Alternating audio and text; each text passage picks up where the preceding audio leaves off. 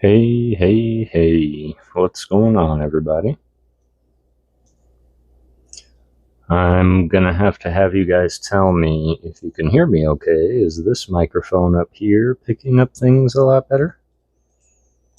Paradox Rift, hello, it is good to see you. Hey, Leanne, good morning. Ancient Mew, it's good to see you. I'm glad you could make it. Can you hear me okay? It's good to see you, Kara. I appreciate you being here. I'm just giving the old time cube a scramble.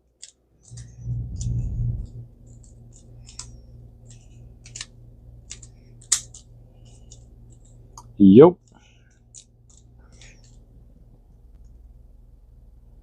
Blown out a bit.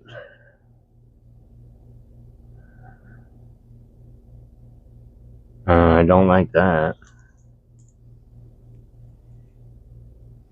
What if I take off the little puff ball and take off the little puffer?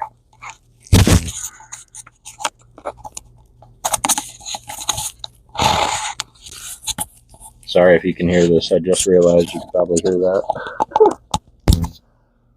Right. What if I have it without the little puff ball? Can you hear me better now? Sorry, I'm so sorry. Probably should have muted it first.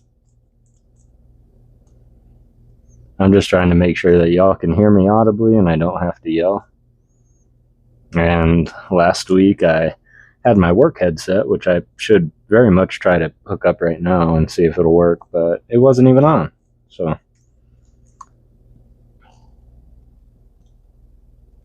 it does slightly better.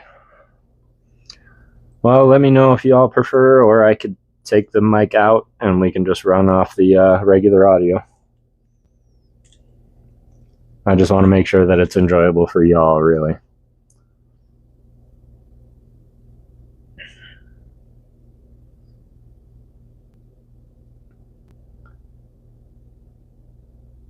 In fact, I do know there's one way that I can do it, because I could just listen to myself real quick.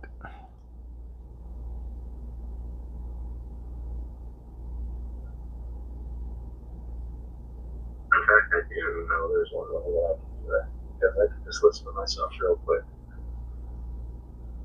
Alright, I can definitely see what you mean. Definitely see what you mean.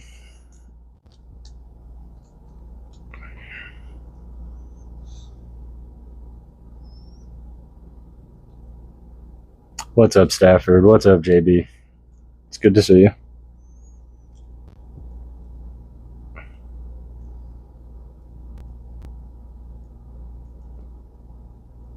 Well, I think what we'll do is, just for this stream, we'll kick it old school, and I'll take the microphone out, and I'll turn my seat so I'm facing the camera a little bit. It'll just take me 1 second to get that taken care of. But that way nobody has to worry about it, and I don't have to wear this hat, which I don't mind wearing the hat. It's one of my favorite hats. Go Lions. But it is incredibly warm in here.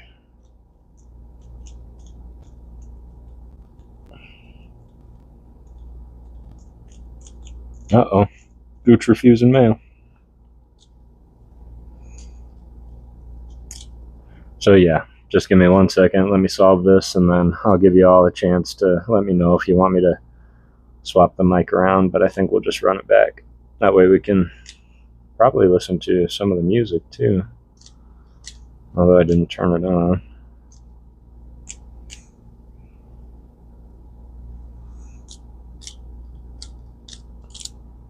Alright, what I'm going to do is go for as quick as possible on this one.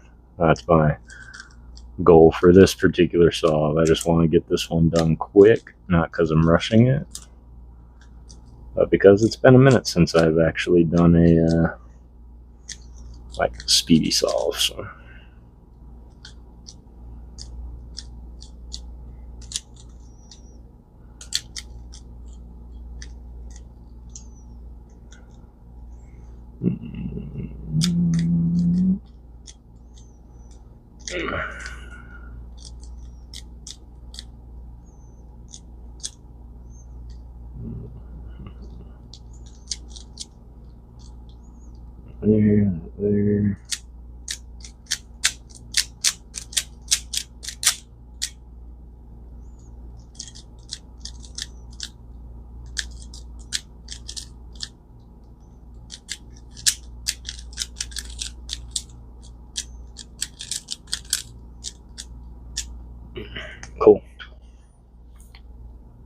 Lori! What's up, CBC? Brother-in-law has the algorithm for that memorized. The Rubik's Cube? Yeah. 90% of my brains is YouTube algorithm or Rubik's Cube algorithms. It's really it's a nice hobby. It's good to keep my brain spry. What's up, One Thug? How's it going, fam? Lori, it's good to see you, boo.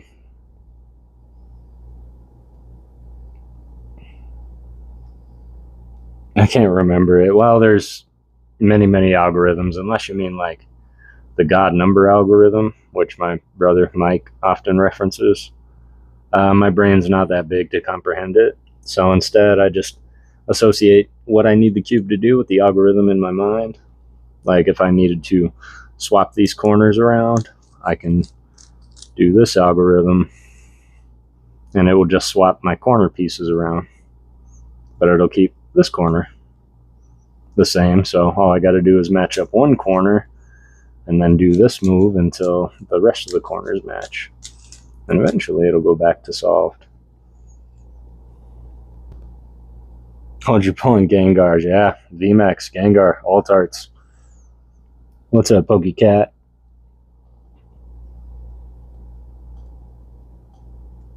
Yeah, no worries at all. I hope you feel better.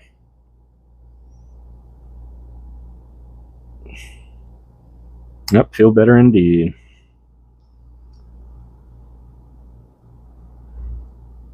All right, what I want to do here is, let's give it another 2 minutes or so.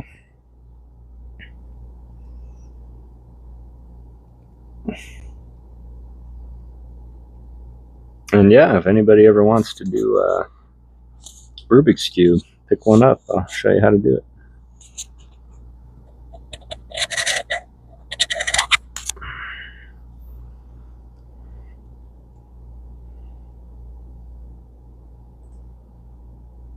And yeah, if ever wants to do Rubik's Cube. All right, I think I'm just going to run with it. As long as I don't move my head around too much, I think it will be okay.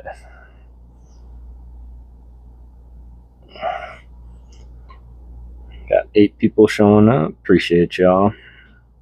You know, this really kept me going throughout the day, because it was a long day filled with all kinds of reports and typing and evaluations, and all I could keep thinking about was that I got to do this tonight. So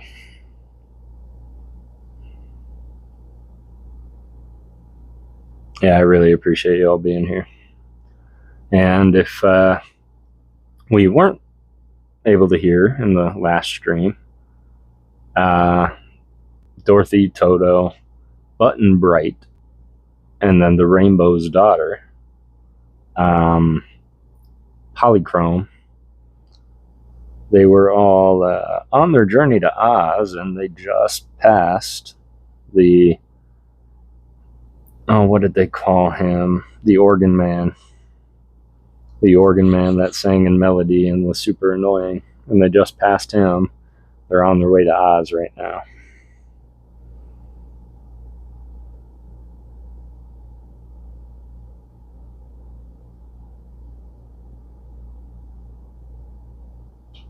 Yeah, I hope you feel better, Pokecat.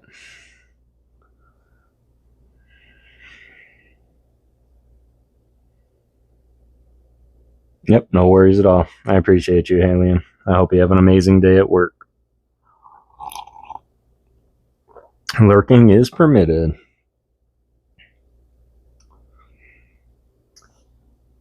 All right, and today we're going to try and get through, or we are going to get through, chapter 9 through 16, leaving us one more stream for this book before moving to the next. But we're going to get into chapter 9, Facing the Scoodlers. The country wasn't so pretty now. Before the travelers appeared, a rocky plain covered with hills on which grew nothing green. They were nearing some low mountains, too, and the road, which before had been smooth and pleasant to walk upon, grew rough and uneven. Button-Bright's little feet stumbled more than once, and Polychrome ceased her dancing because the walking was now so difficult that she had no trouble to keep warm. It had become afternoon, yet there wasn't a thing for their luncheon except 2 apples which the Shaggy Man had taken from the breakfast table. He divided these into 4 pieces and gave a portion to each of his companions. Dorothy and Button-Bright were glad to get theirs, but Polly was satisfied with a small bite, and Toto did not like apples. "Do you know," asked the Rainbow's daughter, "if this is the right road to Emerald City?" "No, I don't," replied Dorothy, "but it's the only road in this part of the country, so we might as well go to the end of it." "It looks now as if it might end pretty soon," remarked the Shaggy Man. "And what shall we do if it does?" "Don't know," said Button-Bright. "If I had my magic belt," replied Dorothy thoughtfully, "it could do us a lot of good just now." "What is your magic belt?" asked Polychrome. "It's a thing I captured from the Gnome King one day, and it can do most any wonderful thing. But I left it with Ozma, you know, 'cause magic won't work in Kansas, but only in fairy countries." "Is this a fairy country?" asked Button-Bright. "I should think you'd know," said the little girl gravely. "If it wasn't a fairy country, you couldn't have a fox head, and the Shaggy Man couldn't have a donkey head, and the Rainbow Daughter wouldn't be invisible." "What's that?" asked the boy. "You don't seem to know anything, Button-Bright. Invisible is a thing you can't see." "Then Toto's invisible," declared the boy, and Dorothy found he was right. Toto had disappeared from view, but they could hear him barking furiously among the heaps of gray rock ahead of them. They moved forward a little faster to see what the dog was barking at, and found perched upon a point of a rock by the roadside a curious creature. It had the form of a man, middle-sized and rather slender and graceful, but as it sat silent and motionless upon the peak, they could see that its face was black as ink, and it wore a black cloth costume made like a union suit and fitting tight to his skin. Its hands were black too, and its toes curled down like birds. The creature was black all over except its hair, which was fine and yellow, banged in front across the black forehead and cut close at the sides of the eye. The eyes, which were fixed steadily upon the barking dog, were small and sparkling and looked like the eyes of a weasel. "What in the world do you suppose it is?"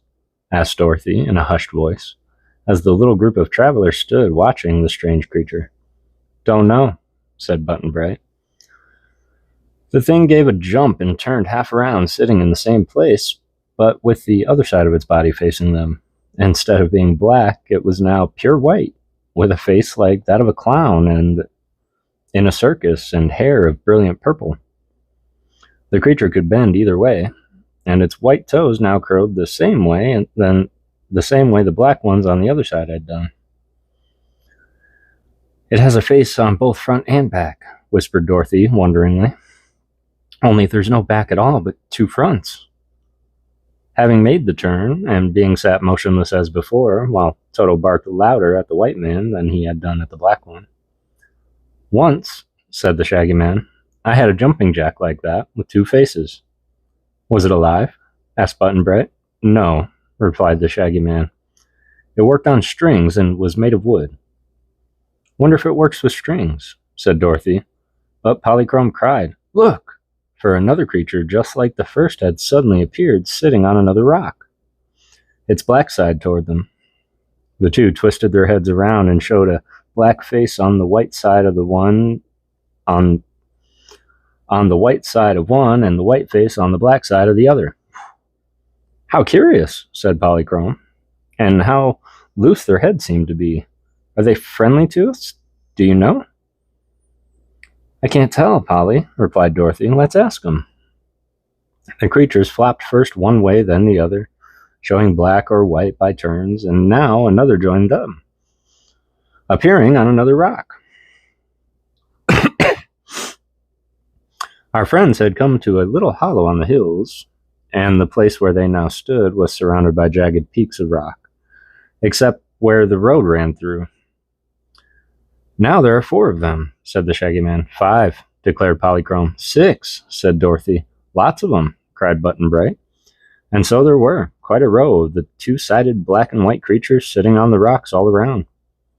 Toto stopped barking and ran between Dorothy's feet, where he crouched down as if afraid.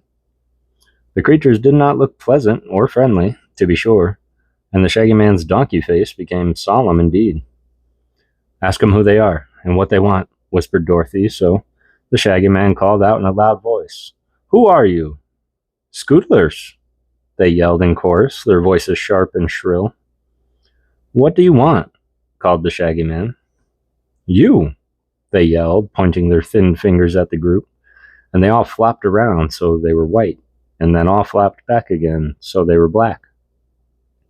"But what do you want us for?" asked the Shaggy Man uneasily. "Soup?" they all shouted, as if with one voice. "Goodness me," said Dorothy, trembling a little. "The Scootlers must be regular cannibals." "Don't want to be soup," protested Button Bright, beginning to cry. "Hush, dear," said the little girl, trying to comfort him. "We don't any of us want to be soup. But don't worry, the Shaggy Man will take care of us." "Will he?" asked Polychrome, who did not like the Scootlers at all, and kept close to Dorothy. "I'll try," promised the Shaggy Man, but he looked worried. Happening is just then to feel the love magnet in his pocket, he said to the creature with more confidence, "Don't you love me?" "Yes," they shouted all together. "Then you mustn't harm me or my friends," said the Shaggy Man firmly. "We love you in soup," they yelled, and in a flash turned their white sides to the front. "How dreadful," said Dorothy. "This is a time, Shaggy Man, when you get loved too much." "Don't want to be soup," wailed Button Bright again, and Toto began to whine dismally, as if he didn't want to be soup either. "The other thing to do," said the Shaggy Man to his friends in a low tone, "is to get out of this pocket in the rocks as soon as we can and leave the Scootlers behind us. Follow me, my dears, and don't pay any attention to what they do or say." With this, he began to march along the road to the opening in the rocks ahead, and the others kept close behind him. But the Scootlers closed up in front, as if to bar their way, and so the Shaggy Man stooped down and picked up a loose stone, which he threw at the creatures to scare them from the path. At this, the Scootlers raised a howl. Two of them picked up their heads from their shoulders and hurled them at the Shaggy Man with such force that he fell over in a heap, greatly astonished. The two now ran forward with swift leaps, caught up their heads, and put them back on again, after which they sprang back to their position on the rocks.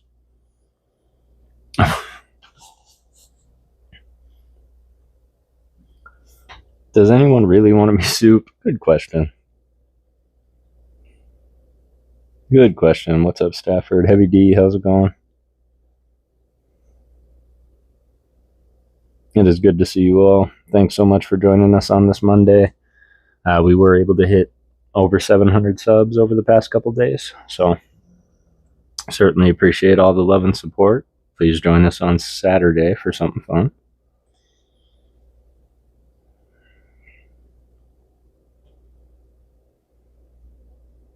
Appreciate the channel shout outs, y'all. Everybody should be subbed up to everybody else, indeed.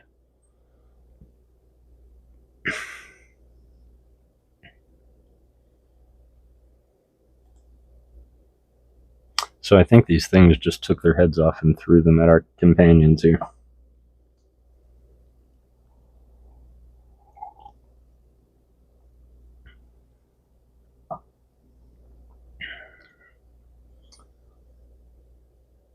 I appreciate that, Heavy D. Thanks, Pokey Cat.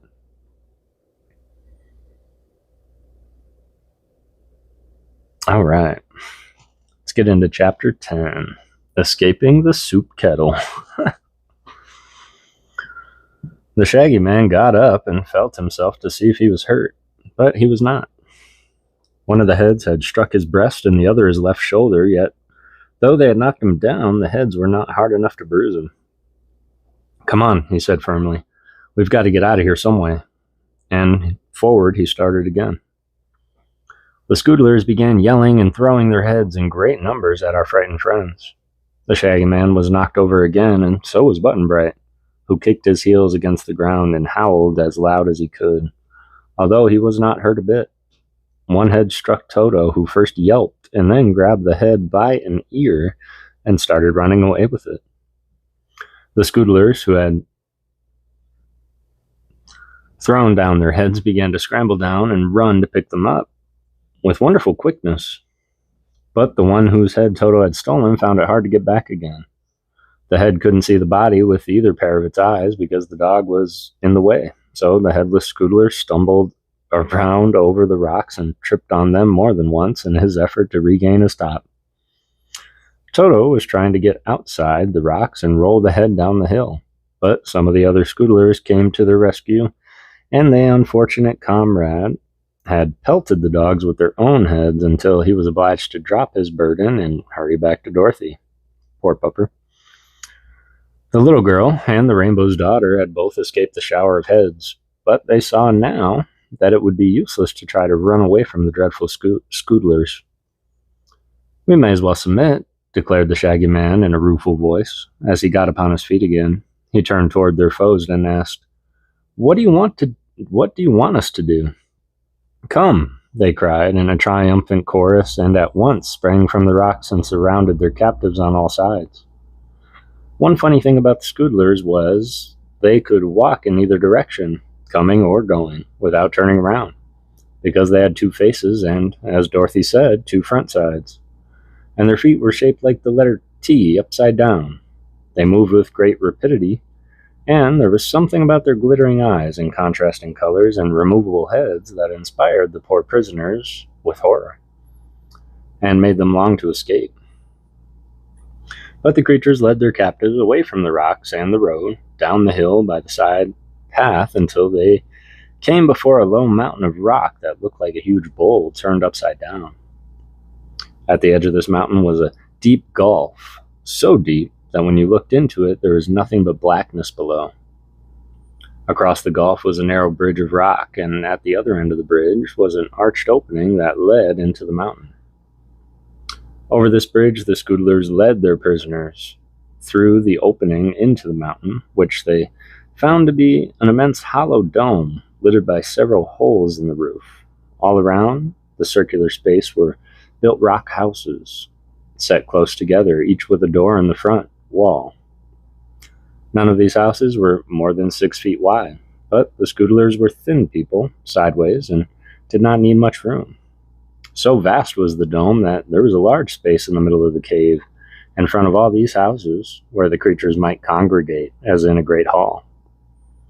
It made Dorothy shudder to see a huge iron kettle suspended by a stout chain in the middle of the place, and underneath the kettle a great heap of kindling wood and shavings ready to light. "What's that?" asked the Shaggy Man, drawing back as they approached this place, so that they were forced to push him forward. "The soup kettle," yelled the Scoodlers, and when they shouted in the next breath, "We're hungry!"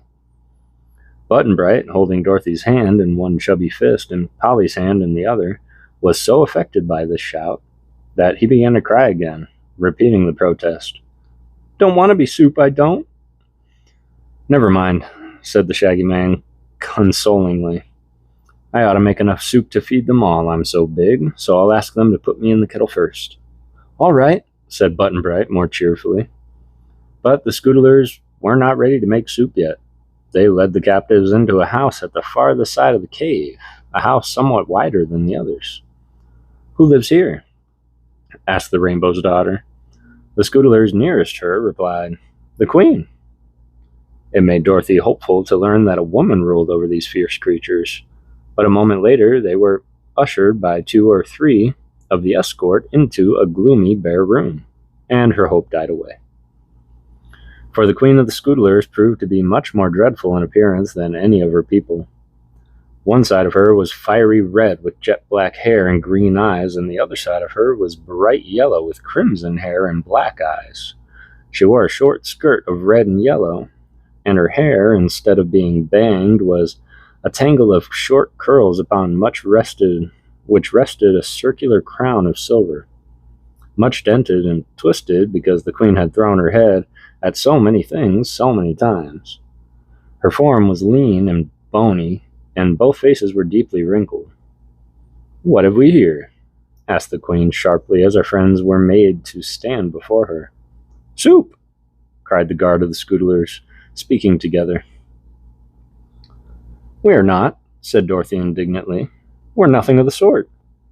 Ah, but you will be soon, retorted the Queen, a grim smile making her look more dreadful than before. Pardon me, most beautiful vision, said the Shaggy Man, bowing before the Queen politely. I must request your Serene Highness to let us go our way without being made into soup, for I own the love magnet, and whoever meets me must love me and all my friends. True, replied the Queen. We love you very much, so much that we intend to eat your broth with real pleasure. But tell me, do you think I am so beautiful? You won't be at all beautiful if you eat me, he said, shaking his head sadly. Handsome is as handsome does, you know. The Queen turned to Button-Bright. Do you think I'm beautiful? She said. No, said the boy, you're ugly. I think you're a fright, said Dorothy. If you could see yourself, you'd be terribly scared, added Polly.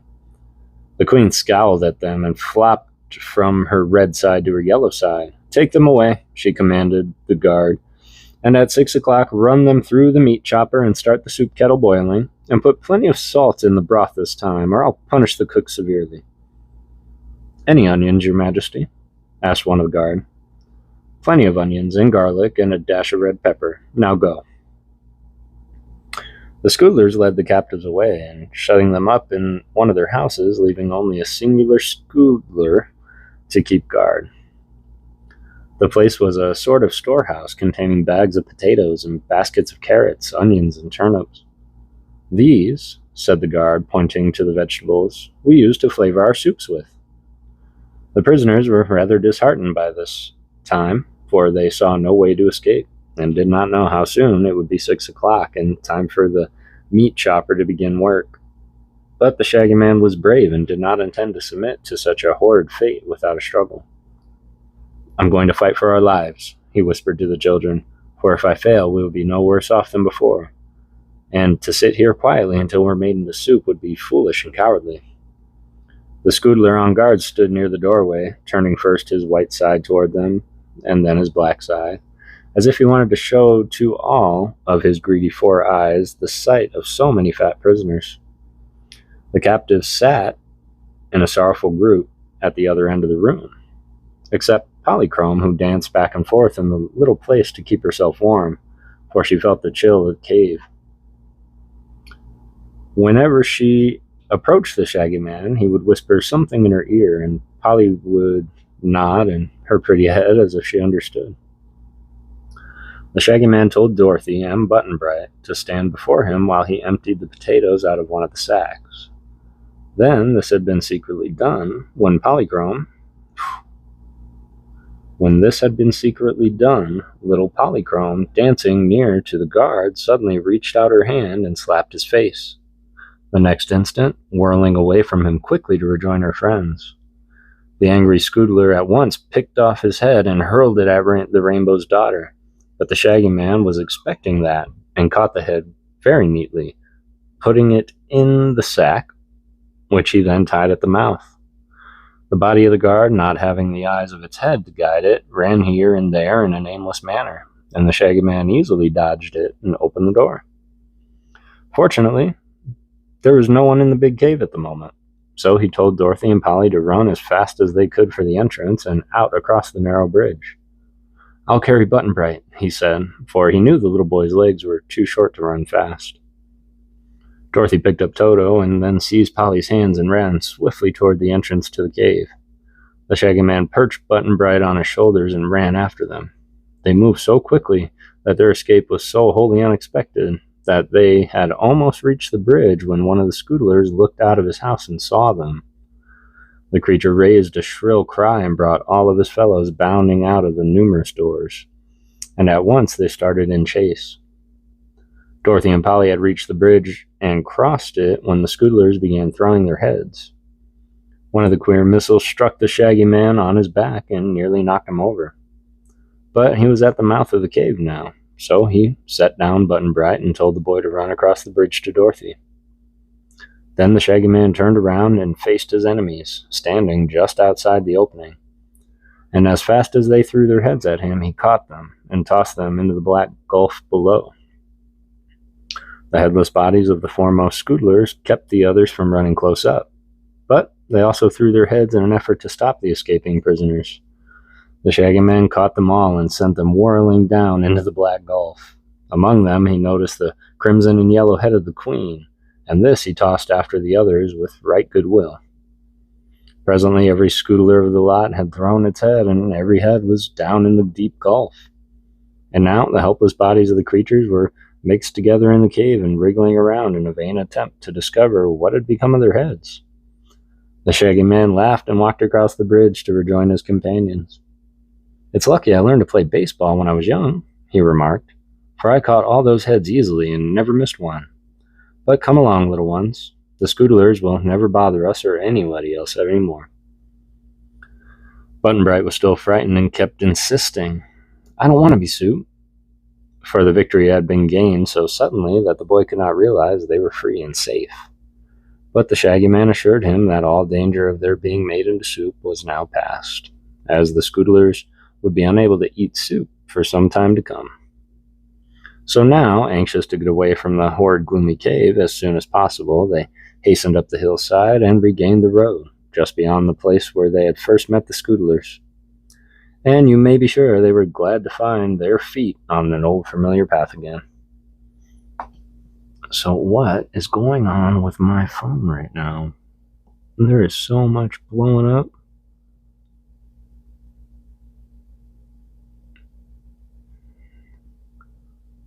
Oh, okay. That makes sense. That was awful distracting. What's up, Ryan Tran? Hope you're doing well, brother. It's good to see you. Sean Bowden.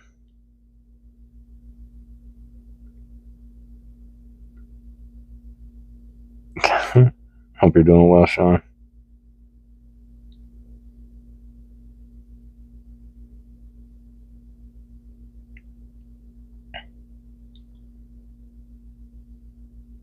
Currently, we are reading The Road to Oz, which is book number 5 in the Wizard of Oz series.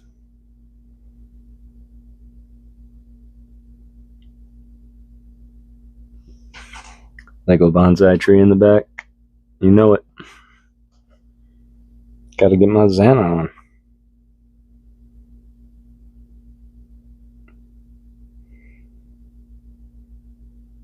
I'm doing all right as well. I'm trying out a new microphone position.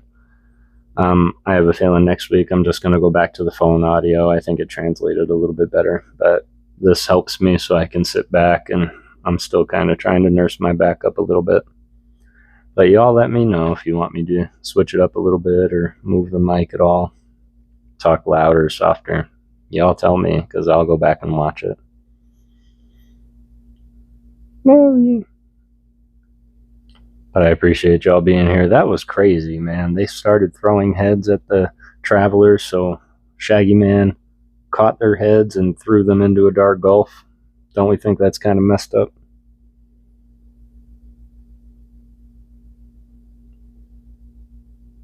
It's good to see you too.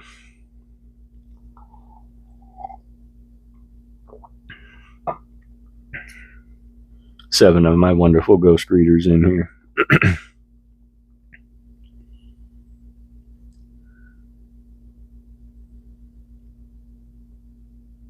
And now we are going to get into chapter 11, which is Johnny Do It Does It.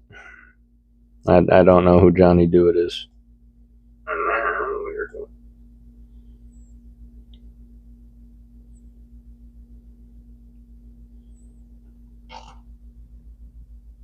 going. I appreciate you, One Thug. Much love to you, brother. Hope you have a beautiful rest of your night. And I appreciate you being here.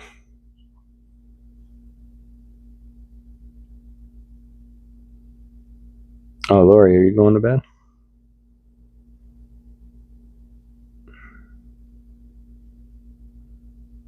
Well, if you are, I hope you have a good rest of your night as well. A lot of people dropped for some reason. No? Oh, okay. You were just telling everybody, hope you have a good week. I got you. Oh, Matt said night, so I wasn't sure if you were leaving. But let's get into chapter 11. It's called Johnny Do It Does It.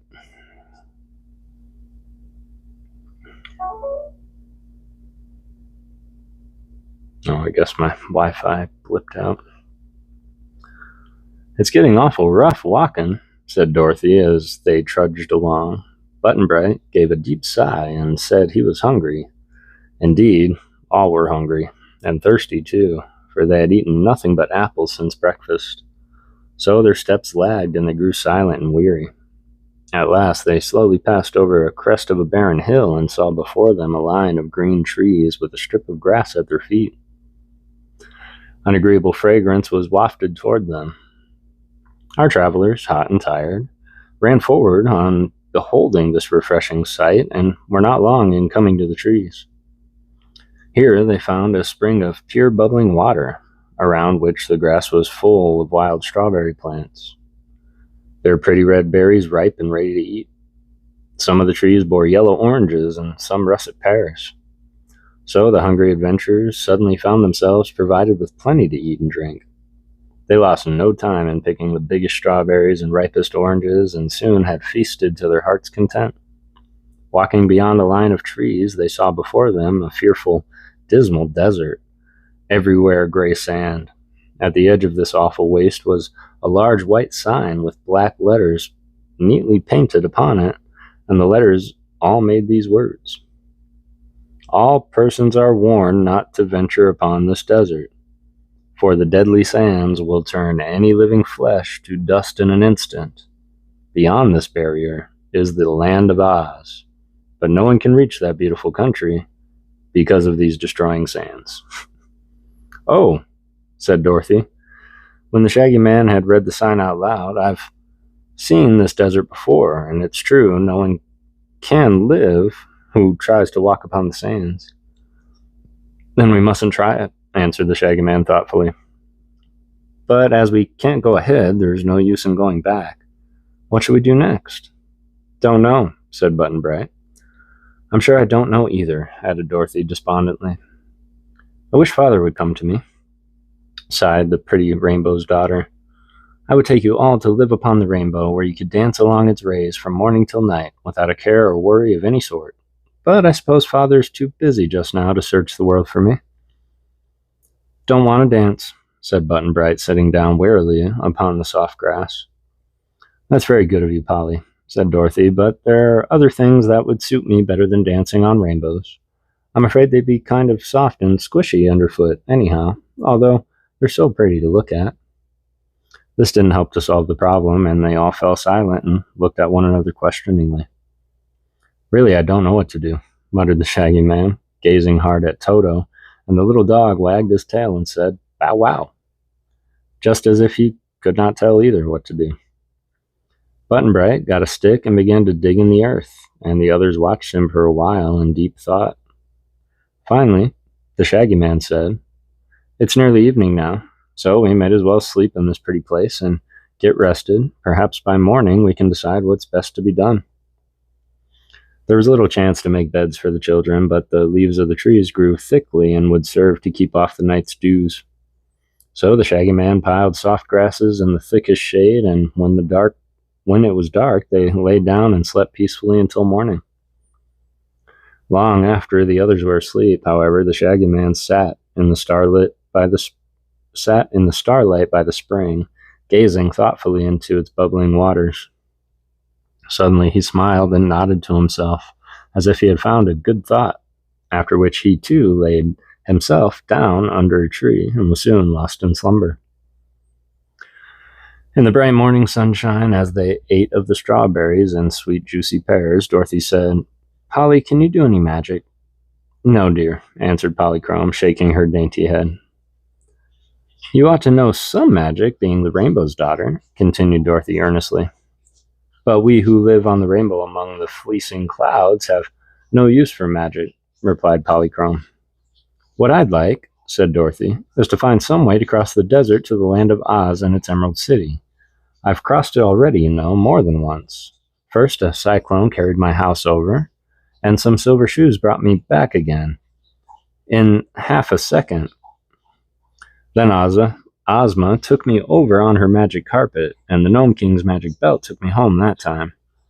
You see, it was magic that did it every time, except the first, and we can't expect a cyclone to happen along and take us to the Emerald City now. Jeez, Doc. No, indeed, returned Polly with a shudder. I hate cyclones anyway. That's why I wanted to find out if you could do any magic, said the little Kansas girl. I'm sure I can't, and I'm sure Button Bright can't, and the only magic the Shaggy Man has is the love magnet, which won't help us much. Don't be too sure of that, my dear, spoke the Shaggy Man, a smile on his donkey face. I may not be able to do magic myself, but I can call to us a powerful friend who loves me because I own the love magnet, and this friend surely will be able to help us. Who is your friend? Asked Dorothy. Johnny Dewett. What can Johnny do? Anything, answered the Shaggy Man with confidence. Ask him to come, she exclaimed eagerly. The Shaggy Man took the love magnet from his pocket and unwrapped the paper that surrounded it. Holding the charm in the palm of his hand, he looked at it steadily and said these words. Dear Johnny Dewett, come to me. I need you bad as can be. Well, here I am, said a cheery little voice, but you shouldn't always need me bad, 'cause I'm always good. At this, they quickly whirled around to find a funny little man sitting in a big copper chest, puffing smoke from a long pipe. His hair was gray, his whiskers were gray, and these whiskers were so long that he had wound the ends of them around his waist and tied them in a hard knot underneath the leather apron that reached from his chin nearly to his feet, and which was soiled and scratched as if it had been used a long time. His nose was broad and stuck up a little, but his eyes were twinkling and merry. The little man's hands and arms were as hard and as tough as leather in his apron, and Dorothy thought Johnny Dewett looked as if he had done a lot of hard work in his lifetime. Good morning, Johnny, said the Shaggy Man. Thank you for coming to me so quickly. I never waste time, said the newcomer promptly. But what's happened to you, and where did you get that donkey head? Really, I wouldn't have known you at all, Shaggy Man, if I hadn't looked at your feet. The Shaggy Man introduced Johnny Dewett to Dorothy and Toto and Button Bright and the Rainbow's Daughter, and told him the story of their adventures, adding that they were anxious now to reach the Emerald City in the Land of Oz, where Dorothy had friends who would take care of them and send them safe home again. But, said he, we find that we can't cross the desert, which turns all living flesh that touches it to dust, so I have to ask you to come and help us. Johnny Dewett puffed his pipe and looked carefully at the dreadful desert in front of them, stretching so far away they could not see its end. You must ride, he said briskly. What in? Said the Shaggy Man.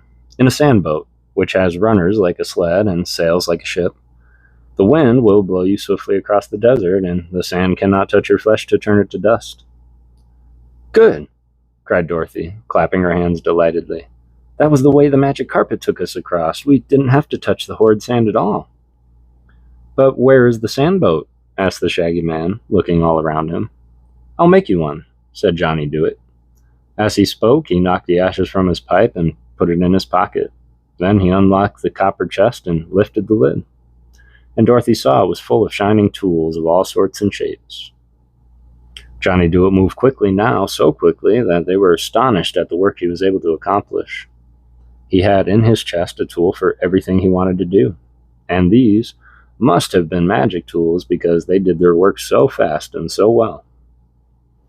The man hummed a little song as he worked, and Dorothy tried to listen to it. She thought the words were something like these. The only way to do a thing is do it when you can, and do it cheerfully, and sing, and work and think and plan. The only real unhappy one is he who dares to shirk. The only really happy one is he who cares to work. Whatever Johnny Dewett was singing, he was certainly doing things, and they all stood by and watched him in amazement. He seized an axe and a couple of chops felled a tree. Next, he took a saw and in a few minutes sawed the tree trunk into a broad, long boards. He then nailed the boards together into the shape of a boat about 12 feet long and 4 feet wide. He cut from another tree a long, slender pole, which he trimmed off its branches and fastened upright in the center of the boat, served as a mast. From the chest he drew a coil of rope and a big bundle of canvas, and with these, still humming his song, he rigged up a sail, arranging it so it could be raised or lowered upon the mast. Dorothy fairly gasped with wonder to see the thing grow so speedily before her eyes, and both Button-Bright and Polly looked on with the same absorbed interest. "It ought to be painted," said Johnny Dewett, tossing his tools back into his chest, "for that would make it look prettier. But, though I can paint it for you in 3 seconds, that would take an hour to dry, and that's a waste of time." "We don't care how it looks," said the Shaggy Man, "if only it will take us across the desert." "It will do that," declared Johnny Dewett. "All you need worry about is tipping over. Did you ever sail a ship?" "I've seen one sail," said the Shaggy Man. "Good. Sail this boat the way you've seen a ship sailed, and you'll be across the sands before you know it." With this, he slammed down the lid of his chest, and the noise made them all wink. While they were winking, the working man disappeared, tools and all. Oh, that would be a great handyman, wouldn't it? Stay live. Oh, I'll be live for a little bit, bud. I hope you're doing well, man. It's good to see you. It is good to see you. And I hope it's alright. This is all we're doing tonight, is the reading stream tonight. But man, I really appreciate you.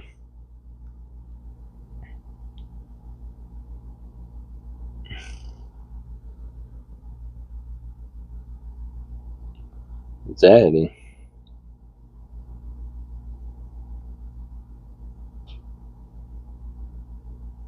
Excellent. I appreciate everybody being here. Yeah, we will be live for a little bit still.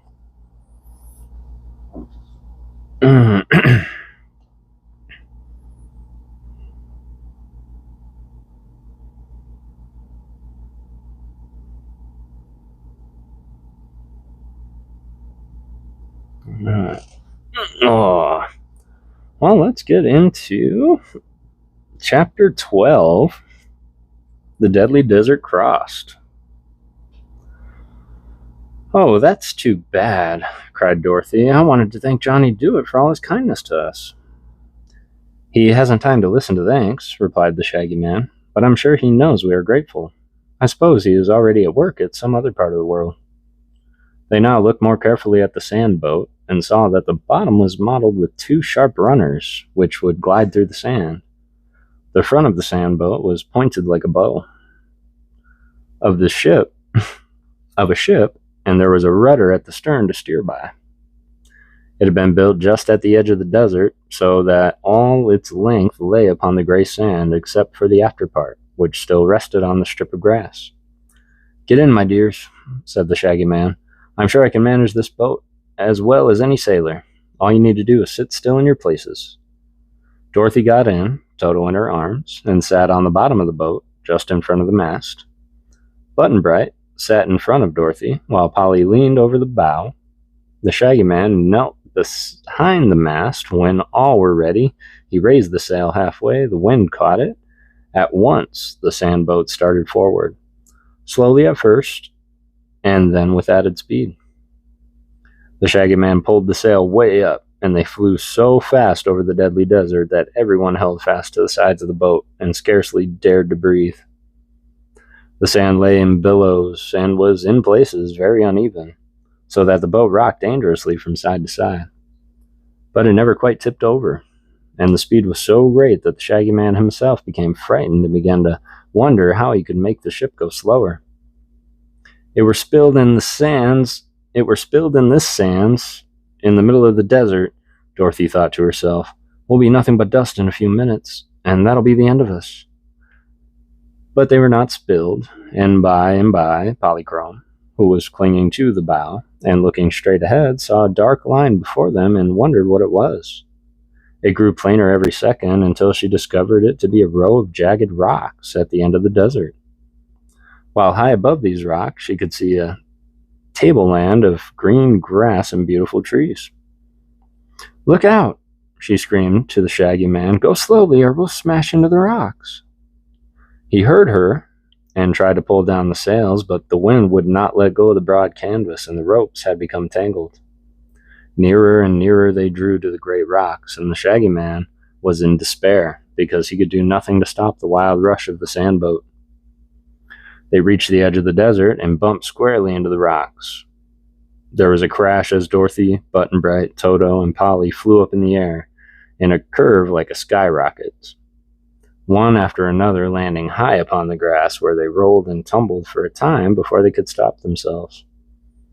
The Shaggy Man flew after them head first and lighted in a heap beside Toto, who began much excited at the time, seized one of the donkey ears between his teeth and shook and worried it as hard as he could, growling angrily. The Shaggy Man made the little dog let go and sat up to look around him. Dorothy was feeling one of her front teeth, which was loosened by knocking against her knee as she fell. Polly was looking sorrowfully at the rent in her pretty gauze gown, and Button-Bright's fox head had stuck fast in a gopher hole, and he was wiggling his little fat legs frantically in an effort to get free. Otherwise, they were unhurt by the adventure, so the Shaggy Man stood up and pulled Button-Bright out of the hole and went to the edge of the desert to look at the sandboat. It was a mere mass of splinters now, crushed out of shape against the rocks. The wind had torn away the sail and carried it to the top of a tall tree, where the fragments of it fluttered like a white flag. "Well," he said cheerfully, "we're here. But where the here is, I don't know." "It must be some part of the land of Oz," observed Dorothy, coming to his side. "Must it?" "Of course it must. We're across the desert, aren't we?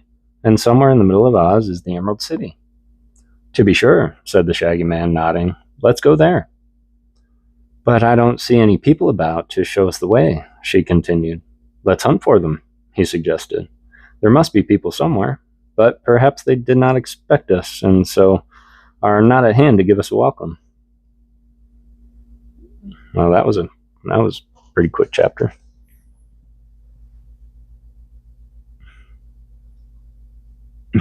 Yeah, that was a really quick chapter.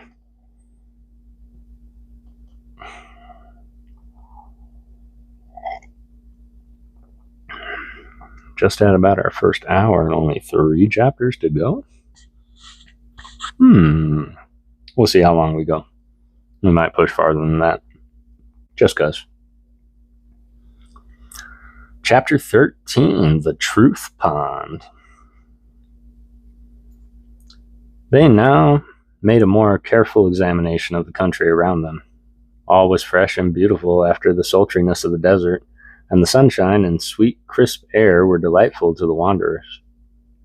Little mounds of yellow-green were away at the right, while on the left weaved a group of tall, leafy trees bearing yellow blossoms that looked like tassels and pom-poms. Among the grasses carpeting the ground were pretty buttercups and cowslips and marigolds.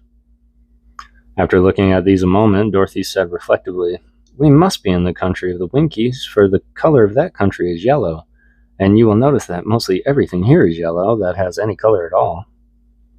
"But I thought this was the land of Oz," replied the Shaggy Man, as if greatly disappointed. "So it is," she declared, "but there are 4 parts to the land of Oz. The north country is purple, and it's the country of the Gillikins. The east country is blue, and that's the country of the Munchkins. Down at the south is the red country of the Quadlings, and here in the west, the yellow country of the Winkies. This is the part that is ruled by the Tin Woodman, you know." "Who's he?" asked Button-Bright. "Why, he's the Tin Man I told you about. His name is Nick Chopper, and he has a lovely heart given to him by the wonderful wizard." "Where does he live?" asked the boy. "The wizard? Oh, he lives in the Emerald City, which is just in the middle of Oz, where all the corners of the 4 countries meet." "Oh," said Button-Bright, puzzled by this explanation. We must be some distance from the Emerald City, remarked the Shaggy Man. That's true, she replied. So we'd better start on and see if we can find any of the Winkies. They're nice people, she continued, as the little party began walking toward the group of trees. And I came here once with my friends, the Scarecrow and the Tin Woodman, and the Cowardly Lion, to fight the Wicked Witch who had made all the Winkies her slaves. Did you conquer her? Asked Polly. Why, I melted her with a bucket of water, and that was the end of her, replied Dorothy. After that, the people were free, you know, and they made Nick Chopper, that's the Tin Woodman, their emperor. What's that? Asked Button-Bright. Emperor? Oh, it's something like an alderman, I guess. Oh, said the boy. But I thought Princess Ozma ruled Oz, said the Shaggy Man. So she does. She rules the Emerald City and all the 4 countries of Oz. But each country has another little ruler, not so big as Ozma. It's like the officers of an army, you see. The little rulers are all captains, and Ozma's the general. By this time, they had reached the trees, which stood in a perfect circle, and just far enough apart so that their thick branches touched or shook hands, as Button-Bright remarked. Under the shade of the trees, they found, in the center of the circle, a crystal pool, its water as clear as glass. It must have been deep, too, for when Polychrome bent over, she gave a little sigh of pleasure. Why, it's a mirror, she cried, for she could see all her pretty face and fluffy rainbow-tinted gown reflected in the pool, as natural as life. Dorothy bent over, too, and began to arrange her hair, blown by the desert wind, into straggling tangles. Button-Bright leaned over the edge next, and then began to cry, for the sight of his fox head frightened the poor little fellow. I guess I won't look, remarked the Shaggy Man sadly, for he didn't like his donkey head either. While Polly and Dorothy tried to comfort Button-Bright, the Shaggy Man sat down near the edge of the pool, where his image could not be reflected. It stared at the water thoughtfully. As he did, he noticed a silver plate fastened to a rock just under the surface of the water. And on the silver plate was engraved these words, "The Truth Pond." Ah! Cried the Shaggy Man, springing to his feet with eager joy. We found it at last. Found what? Asked Dorothy, running to him. The Truth Pond. Now at last I may get rid of this frightful head, for we were told, you remember, that only the Truth Pond could restore me to my proper face. Me too, shouted Button-Bright, trotting up to them. Of course, said Dorothy. It will cure you both of your bad heads, I guess. Isn't it lucky we found it? It is indeed, replied the Shaggy Man. I hated dreadfully to go to Princess Ozma looking like this, and she's to have a birthday celebration too. Just then a splash startled them, for Button-Bright, in his anxiety to see the pool that would cure him, had stepped too near the edge and tumbled heels over head into the water. Down he went, out of sight entirely, so that only his sailor hat floated to the top of the Truth Pond. He soon bobbed up, and the Shaggy Man seized him by his sailor collar and dragged him to the shore, dripping and gasping for breath. They all looked upon the boy wonderingly, for the fox head, with its sharp nose and pointed ears, was gone, and in its place appeared the chubby, round-faced and blue eyes and pretty curls that had belonged to Button-Bright before King Dox of Foxville transformed him. Oh, what a darling, cried Polly, and would have hugged the little one had he not been so wet. Their joyful exclamations made the child rub the water out of his eyes and look at his friends questioningly. You're all right now, dear, said Dorothy. Come, look at yourself. She led them to the pool, and although there were still a few ripples on the surface of the water, he could see his reflection plainly. It's me, he said, with a pleased yet awed whisper. Of course it is, replied the girl, and we're all as glad as you are, Button-Bright. Well, announced the Shaggy Man, it's my turn next. He took off his shaggy coat and laid it on the grass, and dived in head first to the Truth Pond. When he came up, the donkey head had disappeared, and his Shaggy Man's own shaggy head was in its place. With the water dripping in little streams from his shaggy whiskers, he scrambled ashore and shook himself to get off some of the wet, and then leaned over the pool to look admiringly at his reflected face. I may not be strictly beautiful even now, he said to his companions, who watched him with smiling faces, but I'm much handsomer than any donkey that I feel as proud as can be." "You're all right, Shaggy Man," declared Dorothy, "and Button-Bright is all right too, so let's thank the Truth Pond for being so nice and start on our journey to the Emerald City." "I hate to leave it," murmured the Shaggy Man with a sigh. "A Truth Pond wouldn't be a bad thing to carry around with us." But he put on his coat and started with the others in search of someone to direct them on their way. Apollo, Claire C. What's going on, Apollo? How are you, Claire? It's good to see you. WTF, how's it going, man? It's good to see you. I appreciate you guys popping in. Coming in, hanging out with Kev the Ghost. Reading through The Road to Oz, which is the 5th book in the Wizard of Oz series. I hope this is still working okay, and it doesn't sound all blown out or hyper exposed. It'll be fun. Oh, and now we get to run into 2 old friends and 2 of my favorites, Tock and Bellina. They were in the last book, and Tock is he's fun to read for. I'll just say that. Good vibe. Oh, I appreciate that, fam. That's all I try to do. The best of vibes. Best of vibes on the worst of days, which is Monday. And we decided everybody needs a little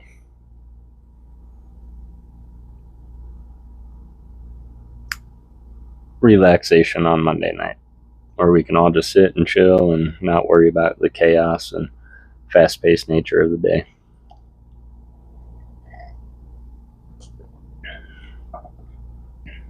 All right, chapter 14.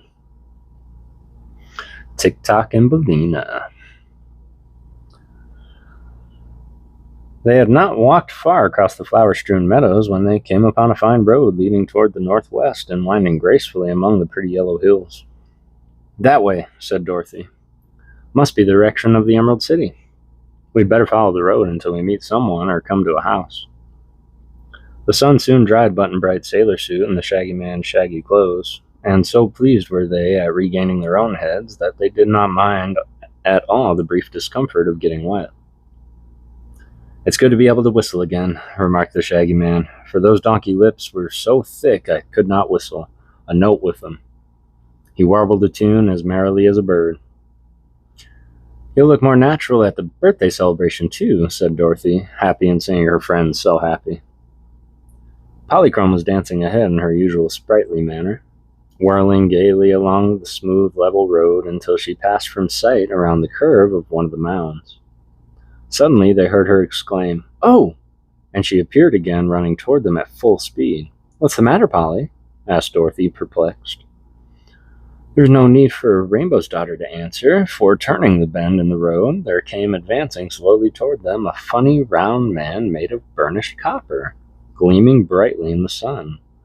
Perched on the copper man's shoulder sat a yellow hen, with fluffy feathers and a pearl necklace around her throat. "Oh, Tock!" cried Dorothy, running forward. When she came to them, the copper man lifted the little girl in his copper arms and kissed her cheek with his copper lips. "Oh, Bellina!" cried Dorothy in a glad voice, and the yellow hen flew to her arms to be hugged and petted by turns. The others were curiously crowding around the group, and the girl said to them, "It's Tock and Bellina, and oh, I'm so glad to see them again." "Welcome to Oz," said the copper man in his monotonous voice. Dorothy sat right down in the road, the yellow hen in her arms, and began to stroke Bellina's neck. Said the hen, "Dear Dorothy, you've got some wonderful news to tell you." "Tell it quick, Bellina," said the girl. Just then Toto, who had been growling to himself in a cross way, gave a sharp bark and flew at the yellow hen, who ruffled her feathers and let out such an angry screech that Dorothy was startled. "Stop, Toto! Stop this minute!" she commanded. "Can't you see that Bellina is my friend?" In spite of this warning, she had not grabbed Toto quickly by the neck, the little dog would have done Yellow Hen a mischief, and even now, he struggled madly to escape Dorothy's grasp. She slapped his ears once or twice and told him to behave, and the yellow hand flew to Tick-Tock's shoulder again, where she was safe. "What a brute," croaked Bellina, glaring down at the little dog. "Toto isn't a brute," replied Dorothy, "but at home Uncle Henry has to whip him sometimes for chasing the chickens. Now look here, Toto," she added, holding up a finger at him and speaking sternly. "You've got to understand that Bellina is one of my dearest friends and mustn't be hurt, now or ever." Toto wagged his tail as if he understood. "That miserable thing can't talk," said Bellina with a sneer. "Yes, he can," replied Dorothy. "He talks with his tail, and I know everything he says. You could wag your tail, Bellina. You wouldn't need words to talk with." Whoa, whoa, whoa, whoa, whoa, whoa, whoa. Whoa, what's going on? ALB raid? Ow. I am sorry, y'all. I very rarely stop mid-chapter. Something grabbed my attention. 170 people in the chat? Get out of here. Kevin Klinger, what's going on? Juan Ziggy, good to see you. Pokey Swirls, Alec Longoria, catch 'em all, Kev, let's go. Miguel Castro, it's great to see you. FA Cards, welcome, welcome. Joss. Wow, it's moving so fast. 180 peeps, Miguel Castro, ALB. I cannot even thank you enough, y'all, for bringing them right to me and Pokey Ghost Town, y'all. For those that don't know, or maybe you do know me, I'm Kev the Pokey Ghost. I'm sure you see me around. Welcome to my channel in Pokey Ghost Town. On Mondays, we read. It's something that we decided to do some time ago, which is take a break from the craziness and chaos that is our world, and we decided to get into old books and read them on Monday, as we can all just kind of relax and chill and listen to what I like to reference as live audio books. So I really, really appreciate you bringing them in. What's up, Jess? It's good to see you. Puck Rocker, what's going on? Be well. Yes, you as well. Ghostly Knowledge. Oh, I really, really appreciate you guys coming through. Feel free to absolutely stick around. I would flip and do something. I have nothing near me, and everything is kind of stored for my next couple streams, but please do come back on Thursdays and Saturdays. We definitely do our Pokemon thing, and we have some booster boxes of Mega Brave and Symphonia to get into. Gotta go to bed. No worries, Brandon. I appreciate you popping in. Got that DPM raid, so sharing the love. Yo, let's go. Congrats on the DPM raid, man. I thought something like that happened. I was lurking, and suddenly I saw things go crazy. Work definitely got out of hand for a second. Laura Lovejoy, if you still here. Beautiful soul the other week.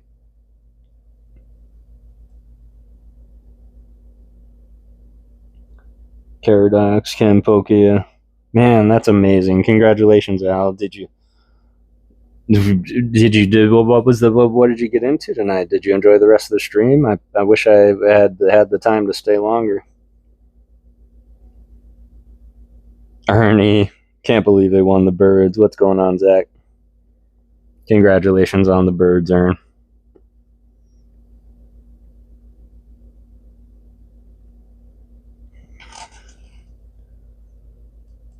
Before come back, always the best vibes here. I appreciate that, Puck Rocker. I do.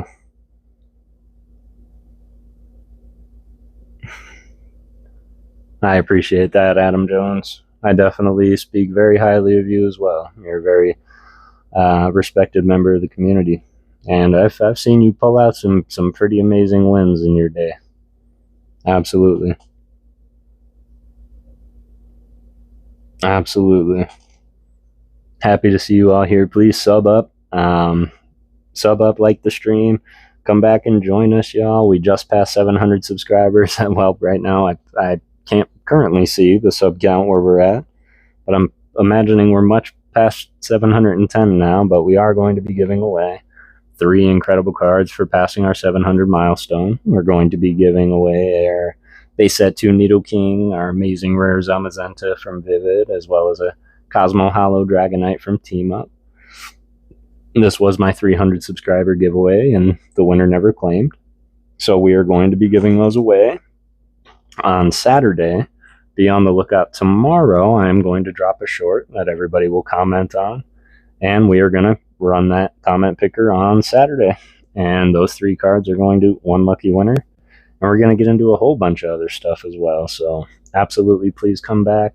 We do like to read poetry. We get into art. We appreciate the artists. We come up with theories, and trust me when I say I have some of the best time talking to all of you and hearing all of your thoughts. And overall, just spreading peace, love, and Pokemon. Because remember, y'all, it takes $0 to be a good person. So tell me, do you believe in ghosts? Stick around, y'all. I really appreciate you being here. And Meeks the Sneaks, what's going on, Meeks? I know, I truly, I can't thank you enough for blessing me with your people off that raid, man.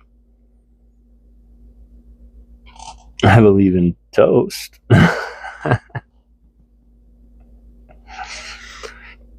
You're funny, Ryan. I appreciate you, brother, for being here. Blastoise in a NASA spacesuit. I love it. That's amazing. Ryan, also a God mod. Let's go. Yeah, Ryan is the God mod for sure. For sure. We owe so much to Ryan.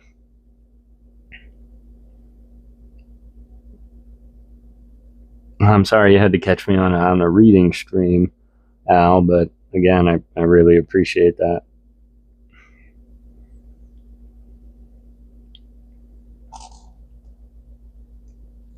We got a few in here. Oh, a few God mods, yeah. Oh, humble brag, Matt.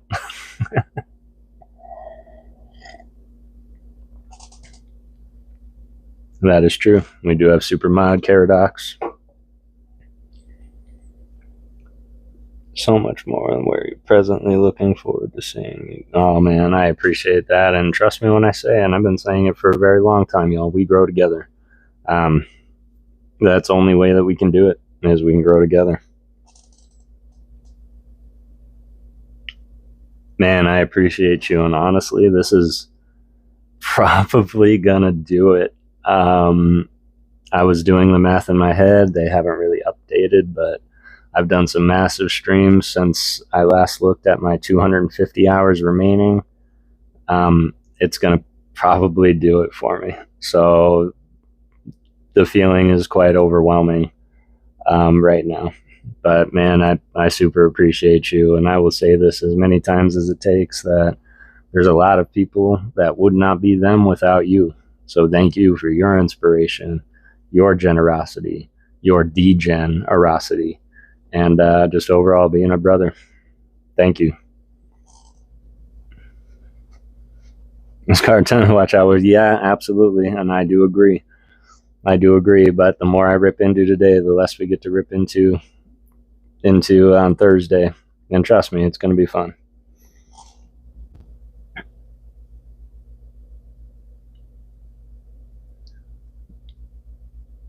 Yeah, absolutely, man. Absolutely. I hope you're feeling better too. I know you weren't feeling so hot yesterday. I appreciate that, Kara, truly. Truly, I do. 136 still here. Man, you all are absolutely incredible.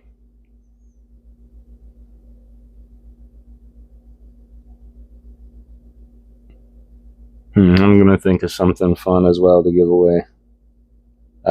In ALB's name for this very, very generous show of affection. I appreciate that. Sorry, I keep leaning forward. My eyes don't work as well as they did, Lucas. I appreciate that, man. I do appreciate that. What?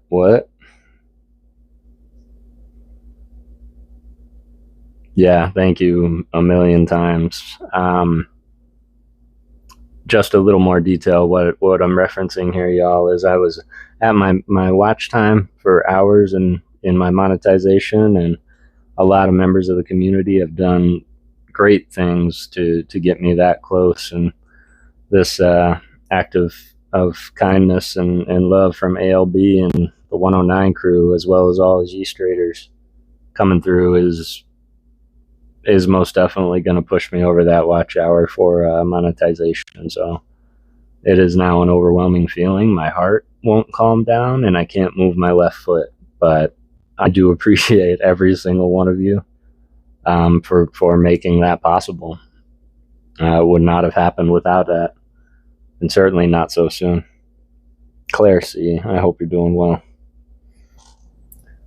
Said this before, y'all amazing people, and I'm glad you got into the hobby. I wouldn't have met you guys. Absolutely. What's up, Marquette? It's good to see you.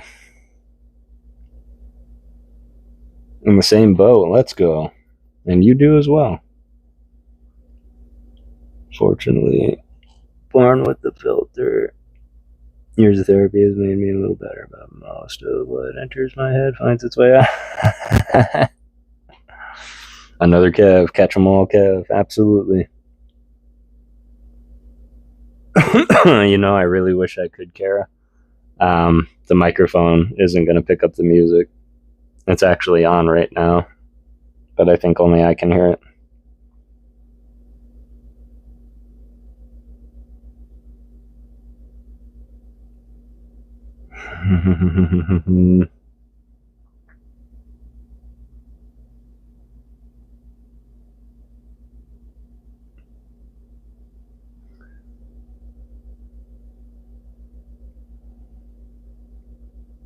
Yeah, I think we are going to do that. Absolutely. Kevin's rule. Absolutely. What's up, Kevin Klinger? It's good to see you. I got things whirling in my head.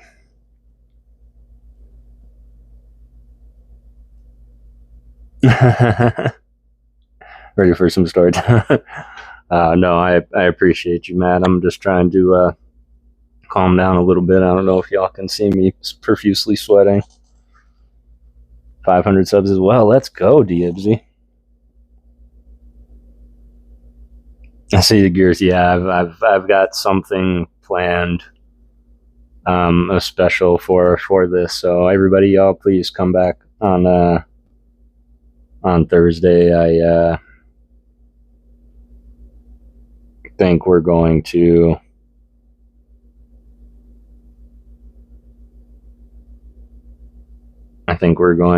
choose our first milestone of being monetized as a pretty good milestone here. And stretch the back. Okay, what I will do here, since we still have so many here, is we do have a very loving member of our community, and his name is Brangus McGee. For those that don't know Brangus, he's certainly all about, well, what we're all about: peace, love, and Pokemon, and just spreading happiness all around. And so I wanted to let y'all know that I am planning on giving these away on Saturday. These are for our 700 sub giveaway. I know everything is backwards, y'all. Sorry. But thanks to 700 sub passing that, we are going to be giving these away here. And due to this here, of course, I will see exactly how close we are, man. But you've inspired me greatly. And I don't know if anybody's seen all of these quite yet. But what we do have is these very, very unique art pieces, which I might as well be called the art guy. And these were donated to the channel by Brangus McGee. And he did send a beautiful wooden Mimikyu one. But on top of those, he sent a Snorlax. And they are completely made of wood, laser engraved.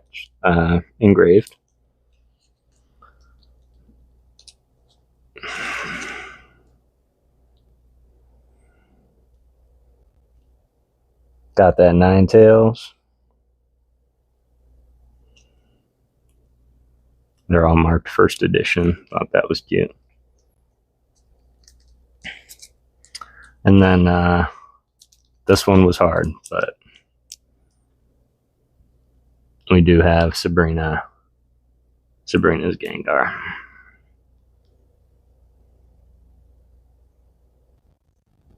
Got it. They have a good night. Probably see you Saturday. Absolutely, man. Hope to see you there. DK, what's going on? Wifey said, what? So I'm thinking that when we hit that goal, that watch hour, we're going to give one of these away. That's what we're going to do. Dude, you caught that. That's a good catch, Kara. I didn't think anybody else was going to catch it. But nine tails isn't spelled nine tails. It's spelled nine tails, like telling a tale, not my tale. So it is a typo on the card, but still beautiful card. And I'm not a big fan of red, but I love how this red looks in the background. And it is like resin. It's like clear resin and sparkles underneath. So dragon tails. It is striking for real, right? Oh, she always catches that. Yeah. Of course, there was only one person that I could think of when that nine tails popped up. So I agree, Zach. I would like to see how they were made, whether they were like designed on a computer and etched in a machine, or if somebody sat there for hours and etched them. I would be curious to see. I do also have a lot of mail going out next week. That's a cardinal sin. But man, this is absolutely wonderful. I can't wait to see exactly what. It's not that serious. Yeah, it's not that serious. Brangus didn't make those. He found them at a card show he was at, and he picked them up and sent them out. He is on his own mission, as I did show those off on a couple streams. People have been calling out, I'd like this one and this one and this one. And Brangus mentioned, next show he goes to, he'll look out for some more. Yes, please do, Sean Bowden. Appreciate that. Not like I can't find you or locate you. We're fairly close. So, yes, come back on Thursday and Saturday, y'all.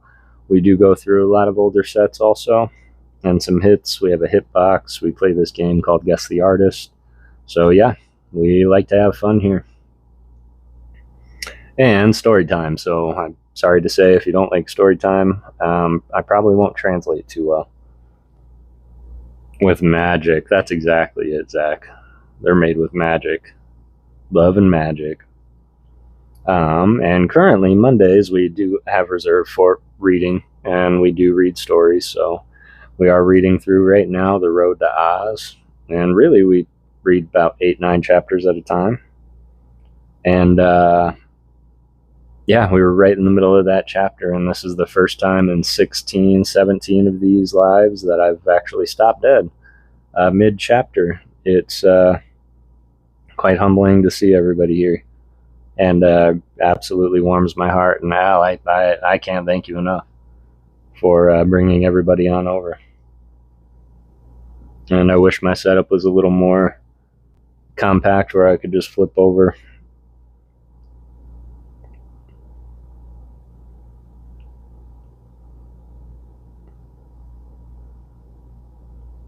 Yeah, I don't even have everything set up. Everything's still in work mode. God, you can see my wheels turning, but really appreciate everybody being here. Feel free to stick around, y'all. Listen to the story and enjoy. If you did enjoy The Wizard of Oz, these are pretty much Dorothy's stories after she leaves Oz, and she's gone back several times. This is The Road to Oz. She's currently trying to make her way back to the Emerald City to ask for Ozma's help. Ozma is the rightful ruler of Emerald City. You missed a lot, but luckily they are all chronicalized, so you can go back and rewatch. I'm trying out this microphone for one of the first times tonight, so I don't know if it's gonna stick around or not, but I think it's working well.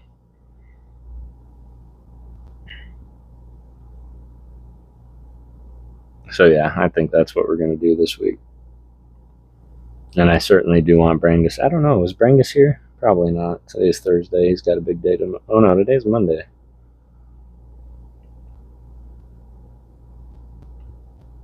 Awesome. Well, super appreciate everybody being here. I was Dorothy. Toto was trying to kill the chicken. That's what was going on. Sounds fine. Much better without the mic puff on it. Beautiful. Beautiful. Let's see. She said, if you could wag your tail, Bellina, you wouldn't need words to talk with. Nonsense, said Bellina. It isn't nonsense at all. Just now, Toto says he's sorry. And that he'll try to love you for my sake, don't you, Toto? Bow wow, said Toto, wagging his tail again. But I've such wonderful news for you, Dorothy, cried the yellow hen. Wait a minute, dear, interrupted the little girl. I've got to introduce you all first. That's manners, Bellina. This, turning her head to traveling companions, is Mr. Tock, who works by machinery, 'cause his thoughts wind up, and his talk winds up, and his action winds up like a clock. Do they all wind up together? Asked the shaggy man. No, each one separate. But he works just lovely, and Tock was a good friend to me once, and saved my life, and Bellina's life too. Is he alive? Asked Button Bright, looking hard at the copper man. Oh no, but his machinery makes him just as good as alive. She turned to the copper man and said politely, Mr. Tock, these are my new friends, the shaggy man and Polly the rainbow's daughter, and Button Bright and Toto. Only Toto isn't a new friend, 'cause he's been to Oz before. The copper man bowed low, removing his copper hat as he did so. I'm very pleased to meet Dorothy's Here he stopped short. Oh, I guess his speech needs winding, said the little girl, running back to the copper man to get the key off the hook. At his back, she wound him up at the place under his right arm, and he went on to say, Pardon me for running low. I was about to say I am pleased to meet Dorothy's friends, who must be my friends. The words were somewhat jerky, but plain to understand. And this is Bellina, continued Dorothy, introducing the yellow hen, and they all bowed to her in turn. I've such wonderful news, said the hen, turning her head to that one bright eye looked full at Dorothy. What is it, dear? Asked the girl. I've hatched about 10 of the loveliest chicks you ever saw. Oh, how nice! And where are they, Bellina? I left them at home, but they're beauties, I assure you, and all wonderfully clever. I've named them Dorothy. Which one? Asked the girl. All of them, replied Bellina. What's funny? That's funny. Why did you name them all with the same name?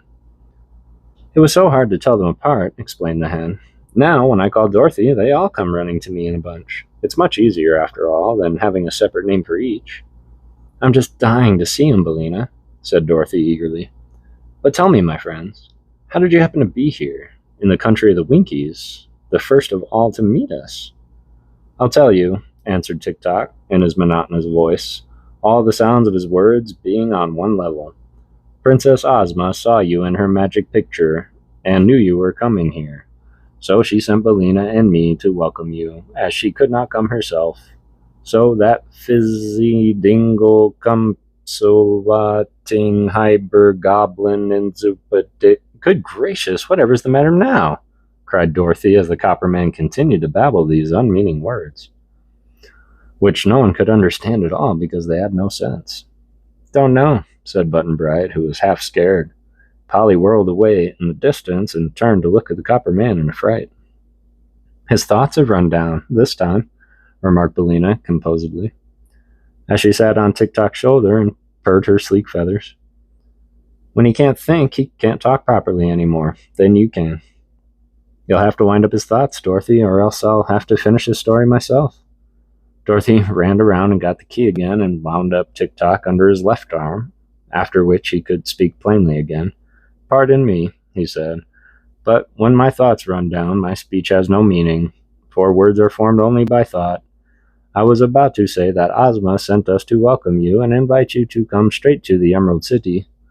She is too busy to come herself, for she is preparing for her birthday celebration, which is to be grand affair. I've heard of it, said Dorothy, and I'm glad we've come in a time to attend, as it is far from here. Is it far from here to the Emerald City? Not very far, answered Tock, and we have plenty of time. Tonight, We will stop at the palace of the Tin Woodman, and tomorrow night we will arrive at the Emerald City." "Goody!" cried Dorothy. "I'd like to see dear Nick Chopper again. How's his heart?" "It's fine," said Bellina. "The Tin Woodman says it gets softer and kindlier every day." "He's waiting at his castle to welcome you, Dorothy, but he couldn't come with us because he's getting polished as bright as possible for Ozma's party." "Well then," said Dorothy, "let's start on, and we can talk more as we go." They proceeded on their journey in a friendly group, for Polychrome had discovered that the Copper Man was harmless and was no longer afraid of him. Button Bright was also reassured, and took quite a fancy to Tock. He wanted the Clockwork Man to open himself so that he might see the wheels go round, but that was a thing Tock could not do. Button Bright then wanted to wind up the Copper Man, and Dorothy promised he should do so as soon as any part of the machinery ran down. This pleased Button Bright, who held fast to one of Tock's copper hands as he trudged along the road, while Dorothy walked on the other side of her old friend, and Bellina perched by turns upon his shoulder or his copper hat. Polly once more joyously danced ahead, and Toto ran after her, barking with glee. The Shaggy Man was left to walk behind, but he didn't seem to mind a bit, and whistled merrily or looked curiously upon the pretty scenes as they passed. At last they came to a hilltop from which the tin castle of Nick Chopper could plainly be seen, its towers glistening magnificently under the rays of the declining sun. "How pretty!" exclaimed Dorothy. "I've never seen the Emperor's new house before." "He built it because the old castle was damp and likely to rust his tin body," said Bellina. "All those towers and steeples and domes and gables took a lot of tin, as you can see." "Is it a toy?" asked Button Bright softly. "No, dear," answered Dorothy. "It's better than that. It's the fairy dwelling of the fairy prince." The fairy dwelling of a fairy prince.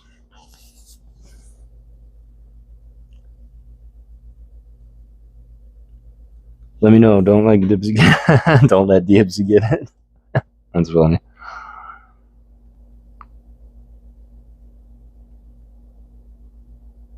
All right, y'all. Got to work in the morning. Good to see you all. Catch y'all next. I'll see you later, Kev. I really appreciate you coming in. Everybody, go sub up to catch 'em all, Kev. Real great guy. Jessica Parker, how are you doing? It's good to see you. Sorry if I'm missing anybody, y'all. I appreciate y'all hanging out, sticking around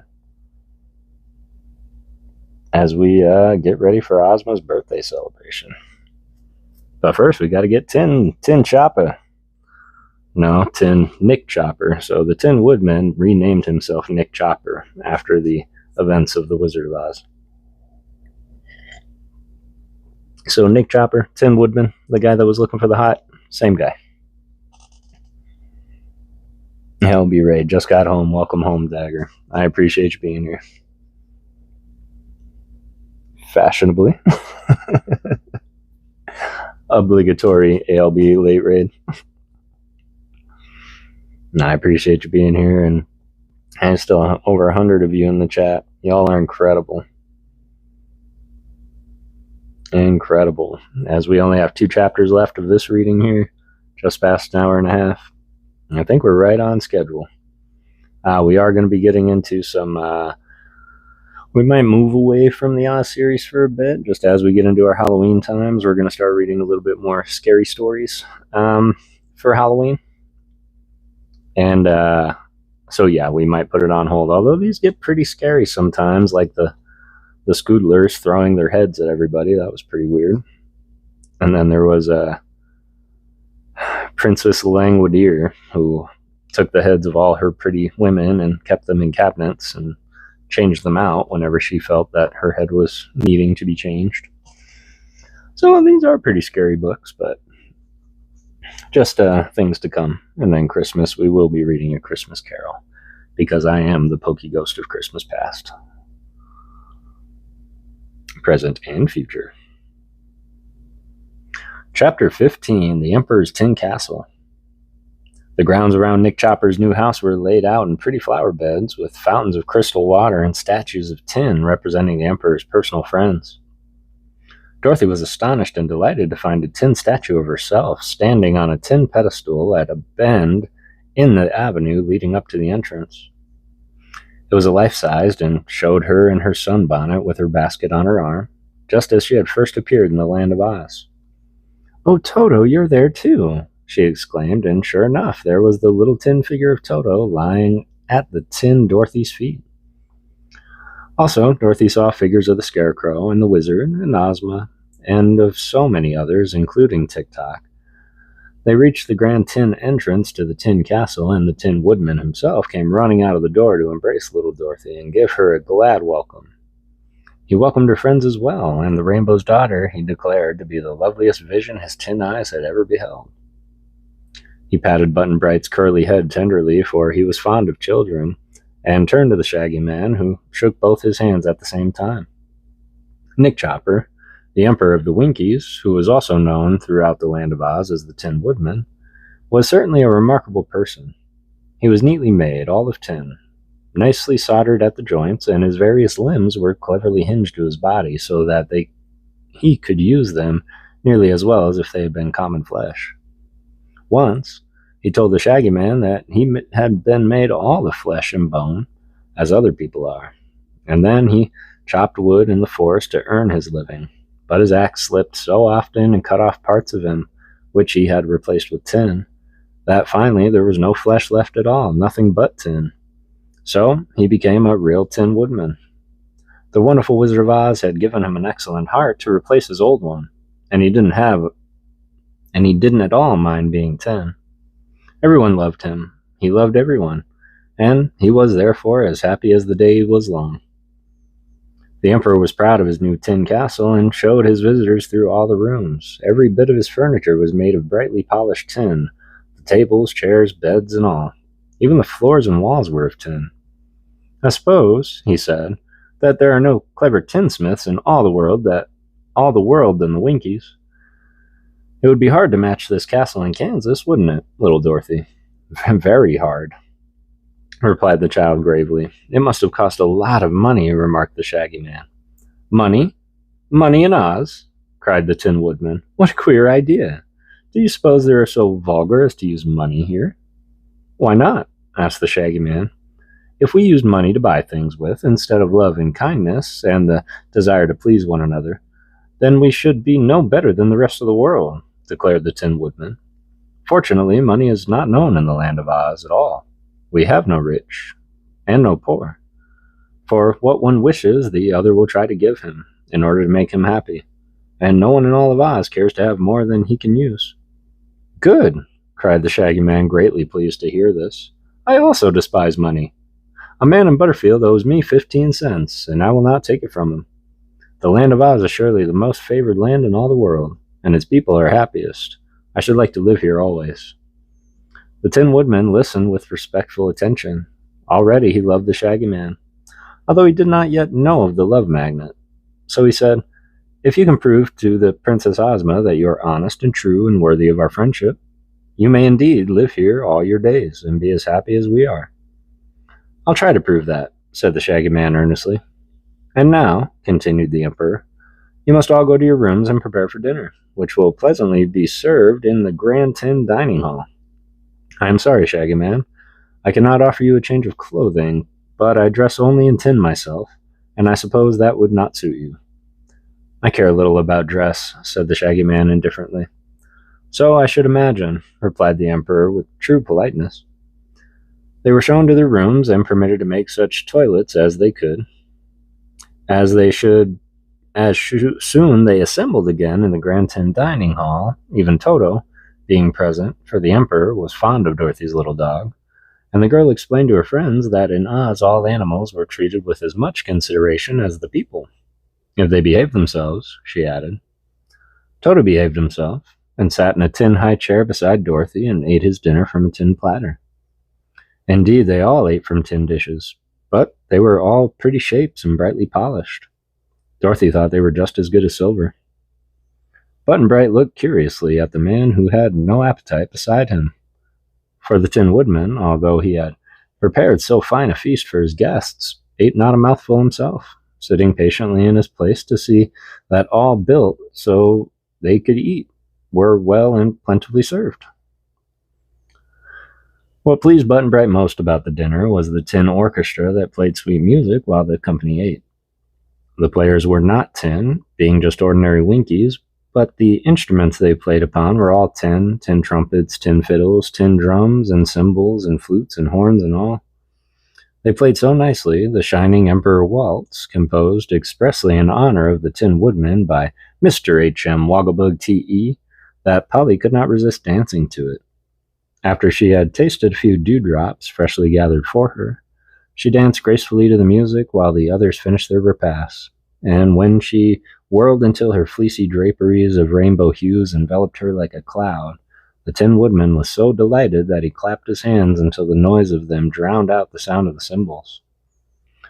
Altogether, it was a merry meal, although Polychrome ate little and Host nothing at all. "I'm sorry the Rainbow's daughter missed her mist cakes," said the Tin Woodman to Dorothy. "But by a mistake, Miss Polly's mist cakes were mislaid and not missed until now. I'll try to have some for breakfast." They spent the evening telling stories, and the next morning left the splendid tin castle and set upon the road to the Emerald City. The Tin Woodman went with them, of course, having by this time been so brightly polished that he sparkled like silver. His axe, which he always carried with him, had a steel blade that was tin-plated, and a handle covered with tin plate beautifully engraved and set in with diamonds. The Winkies assembled before the castle gates and cheered their emperor as he marched away, and it was easy to see that they all loved him dearly. If I have to say the word tin one more time. Still in the chat, let's go. Keep going, Kev. Anyone still here from the raid? Almost everybody is still here from the raid. If there's 107 here, then there's 100 here from the raid. I really appreciate you bringing them on over, man. This is helping so much. I appreciate you, Kara. Much love to you, and I hope you do sleep well. Tin, tin, tin. No, the tin draperies with the tin and the tin and the tin.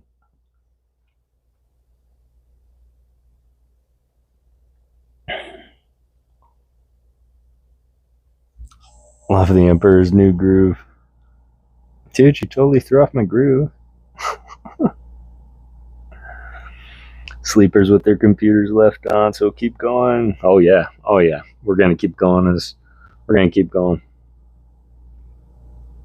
And that's kind of the idea of this stream here, y'all. More people fall asleep in this stream than any other. That I promise. But yes, hope you have a good night, Kara.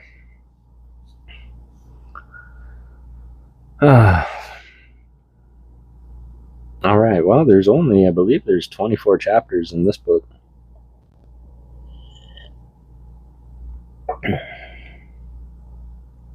That is true.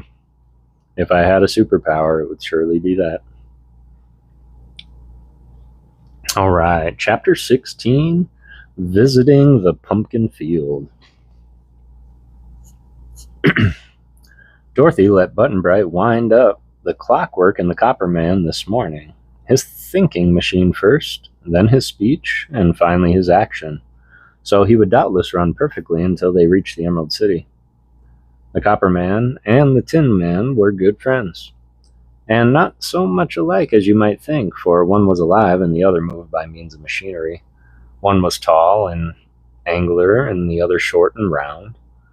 You could love the Tin Woodman because he had a fine nature, kindly and simple, but the Machine Man you could only admire without loving, since to love such a thing as he was as impossible as to love a sewing machine or an automobile.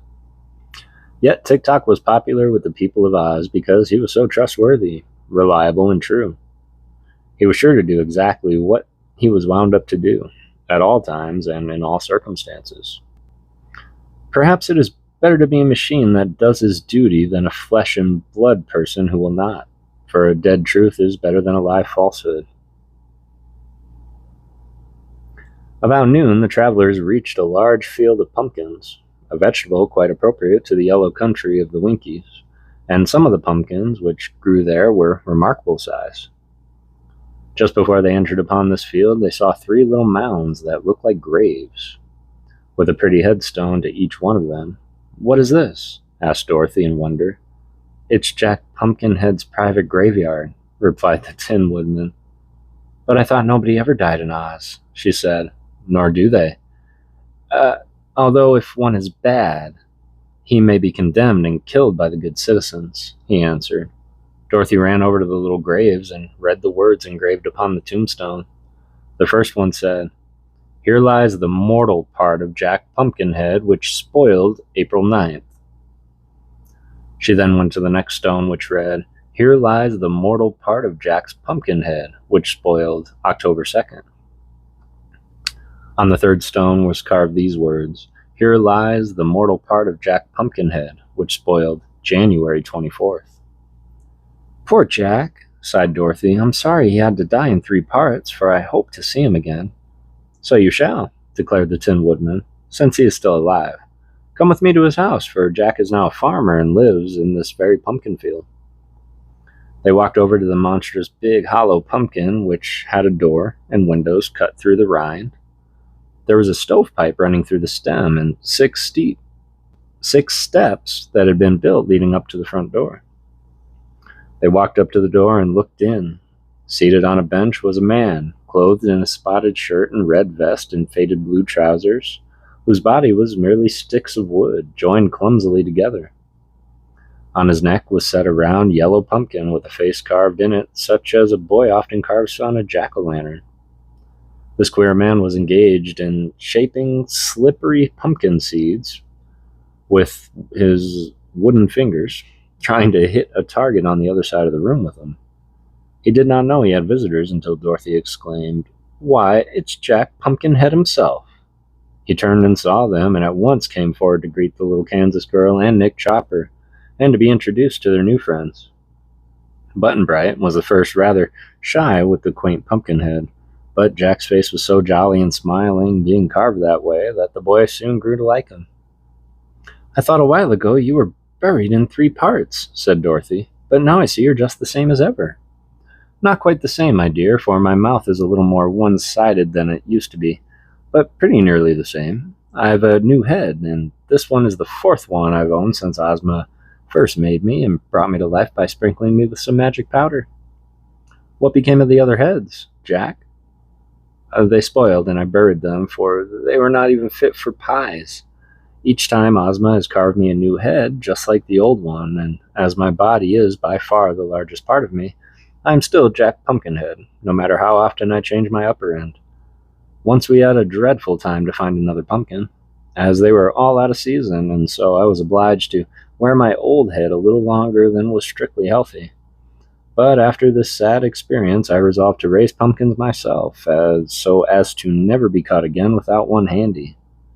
And now I have this fine field that you see before you. Some grow pretty big, too big to be used for heads, so I dug out this one to use it for a house." "Isn't it damp?" asked Dorothy. "Not very. There isn't much left, but the shell, you see, and it will last a long time yet." "I think you are brighter than you used to be, Jack," said the Tin Woodman. "Your last head was a stupid one."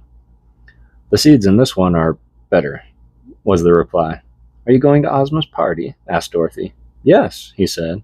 "I wouldn't miss it for anything. Ozma's my parent, you know, because she built my body and carved my pumpkin head.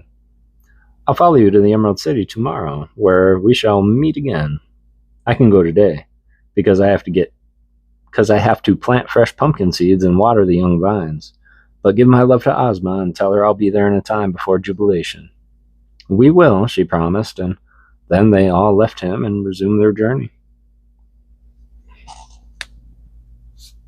What the what?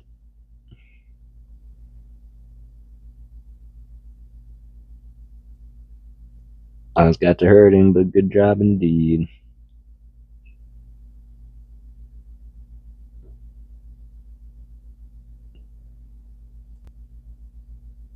$120 hours from 1 hour of streaming with those numbers. Absolutely. And not only that, Ancient Mew, but I work on computers all day, so I get a lot of screen time. And normally that's where we'd stop, but due to 103 still in the chat, I think we're just going to keep on reading. That's what we're going to do. I appreciate that. One Thug, I do. 54 likes. 104 people still in the chat. And we're just going to keep on reading tonight. I appreciate you all being here, truly do.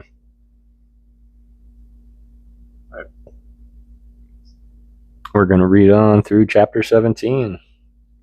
The royal chariot arrives. The neat yellow houses of the Winkies were now to be seen standing here and there along the roadway, giving the country a more cheerful and civilized look. There were farmhouses, though, and set far apart, for in the land of Oz there were no towns or villages except the magnificent Emerald City at its center. Hedges of evergreen or of yellow roses bordered the broad highway, and the farm showed the care of their industrious inhabitants. The nearer the travelers came to this great city, the more prosperous the country became, and they crossed many bridges over the sparkling streams and rivulets that watered the lands. As they walked leisurely along, the Shaggy Man said to the Tin Woodman, "What sort of magic powder was it that made your friend the Pumpkinhead live?"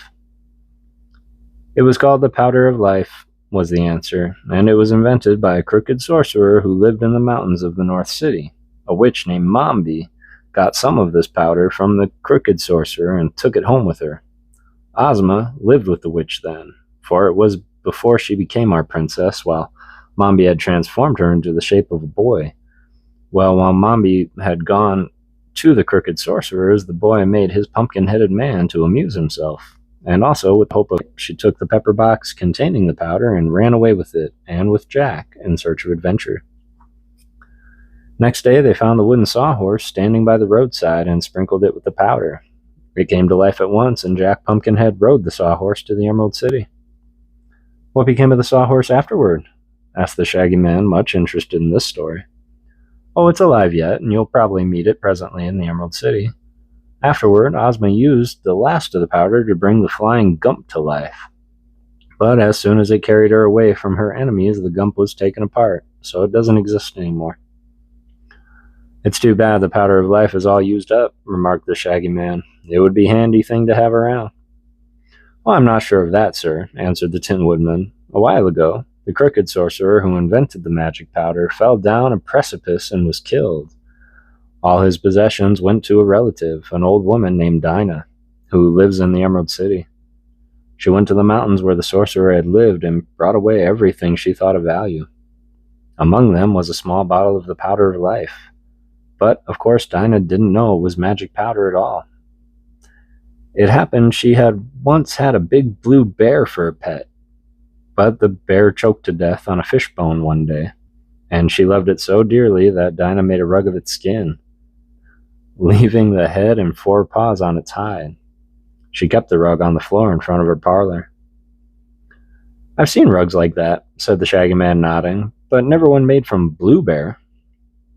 "Well," continued the Tin Woodman, "the old woman had an idea that the powder in the bottle must be moth powder, because it smelled something like moth powder.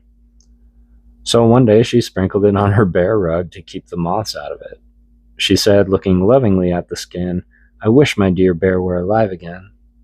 To her horror, the bear rug at once came to life, having been sprinkled with the magic powder, and now his live bear rug is a great trial to her and makes her a lot of trouble."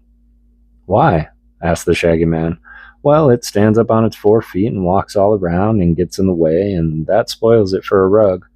It can't speak, although it is alive, for while its head might say words, it has no breath and a solid body to push the words out of its mouth. It's a very slimpsy affair altogether, that bear rug, and the old woman is sorry it came to life. Every day she has to scold it and make it lie down flat on the parlor floor to be walked upon. But sometimes when she goes to the market, the rug will hump up its back skin and stand on its 4 feet and trot along after her." "I should think Dinah would like that," said Dorothy. "Well, she doesn't, because everyone knows it isn't a real bear. It's just a hollow skin, and so of no actual use in the world except for a rug," answered the Tin Woodman. "Therefore, I believe it's a good thing that all the magic powder of life is now used up, as it cannot cause any more trouble." Perhaps you're right, said the Shaggy Man thoughtfully. At noon, they stopped at the farmhouse, where it delighted the farmer and his wife to be able to give some good luncheon. The farm people knew Dorothy, having seen her when she was in the country before, and they treated the little girl with as much respect as they did the Emperor, because she was the friend of the powerful Princess Ozma. They had not proceeded far after leaving this farmhouse before coming to a high bridge over a broad river. This river, the Tin Woodman informed them, was the boundary between the country of the Winkies and the territory of the Emerald City. The city itself was still a long way off, and all around it was a green meadow as pretty and as well-kept lawn, and in this were neither houses nor farms to spoil the beauty of the scene. From the top of the high bridge they could see far away the magnificent spires and splendid domes of the superb city sparkling like brilliant jewels as they towered above the emerald walls. The Shaggy Man drew a deep breath of awe and amazement, and never had he dreamed that such a grand and beautiful place could exist, even in a fairyland of Oz. Polly was so pleased that her violet eyes sparkled like amethyst, and she danced away from her companions across the bridge and into a group of feathery trees lining both the roadsides. These trees she stopped to look at with pleasure and surprise, for the leaves were shaped like ostrich plumes. Their feather edges beautifully curled, and all the plumes were tinted in the same dainty rainbow hues that appeared on Polychrome's very own personal gauze gown. Father ought to see these trees, she murmured. They were almost as lovely as his own rainbows. Then she gave a start of terror, for beneath the trees came stalking two great beasts, either one big enough to crush the little daughter of the rainbow with one blow of his paw, or to eat her up with one snap of his enormous jaws. One was a tawny lion as tall as a horse, the other a striped tiger almost the same size. Polly was too frightened to scream or to stir. She stood still with very wildly beating heart until Dorothy rushed past her and with a glad cry threw her arms around the huge lion's neck, hugging and kissing the beast with evident joy. "Oh, I'm so glad to see you again," cried the little Kansas girl. "And the hungry tiger, too. How fine you both are looking. Are you well and happy?" "We certainly are, Dorothy," answered the lion in a deep voice that sounded pleasant and kind. "And we are greatly pleased that you have come to Ozma's party. It's going to be a grand affair, I promise you." "There will be lots of fat babies at the celebration, I hear," remarked the hungry tiger, yawning so that his mouth opened dreadfully wide and showed all his big sharp teeth. "But of course I can't eat any of them." "Is your conscience still in good order?" said Dorothy anxiously. "Yes, it rules me like a tyrant," answered the tiger sorrowfully. "I can imagine nothing more unpleasant than to own a conscience." And he winked slyly at his friend the lion. "You fooled me," said Dorothy with a laugh. "I don't believe you'd eat a baby if you lost your conscience. Come here, Polly," she called, "and be introduced to my friends." Polly advanced rather shyly. "You have some queer friends, Dorothy," she said. "The queerness doesn't matter as long as they're friends," was the answer. "This is the Cowardly Lion, who isn't a coward at all, but just thinks he is. The wizard gave him some courage once, and he has part of it left." The lion bowed with great dignity to Polly. "You are very lovely, my dear," he said. "I hope we shall be friends when we are better acquainted." "And this is the hungry tiger," continued Dorothy. "He says he longs to eat fat babies, but the truth is he's never hungry at all, because he gets plenty to eat.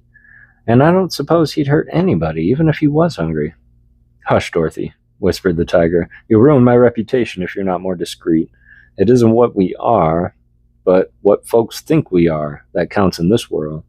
And come to think of it, Miss Polly would make a fine, very grated breakfast, I'm sure. A fine variety breakfast, I'm sure." Can't eat, Polly. Hugs, God mod. Keep reading, loving it, fam. Absolutely. We are going to keep going. We're still at 97 people in the chat. Y'all are absolutely incredible. So happy you're here.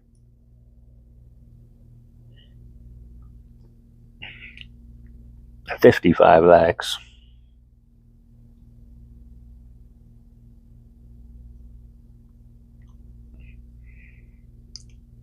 How many we got? How many we got where?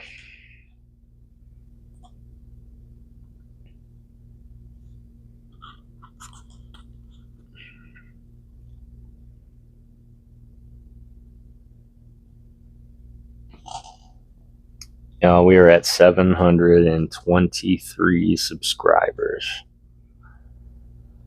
That's insanity. That's insane. I love it. Absolutely love it, and it would not be possible without all of you. So thank you so much.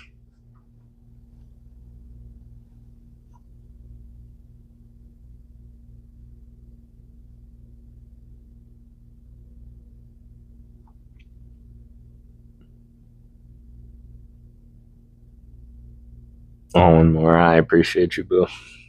And I appreciate your support, too. All right, let's do this. I think we're going to get our full relax on here. Relax on, relax off. We're going to put the feet up. While we get into chapter 18. Let's go a little more. To deserve every single one of those subscribers. I appreciate that, Adam Jones, and it's an absolute pleasure to know you as well. I'm glad you're a part of the community.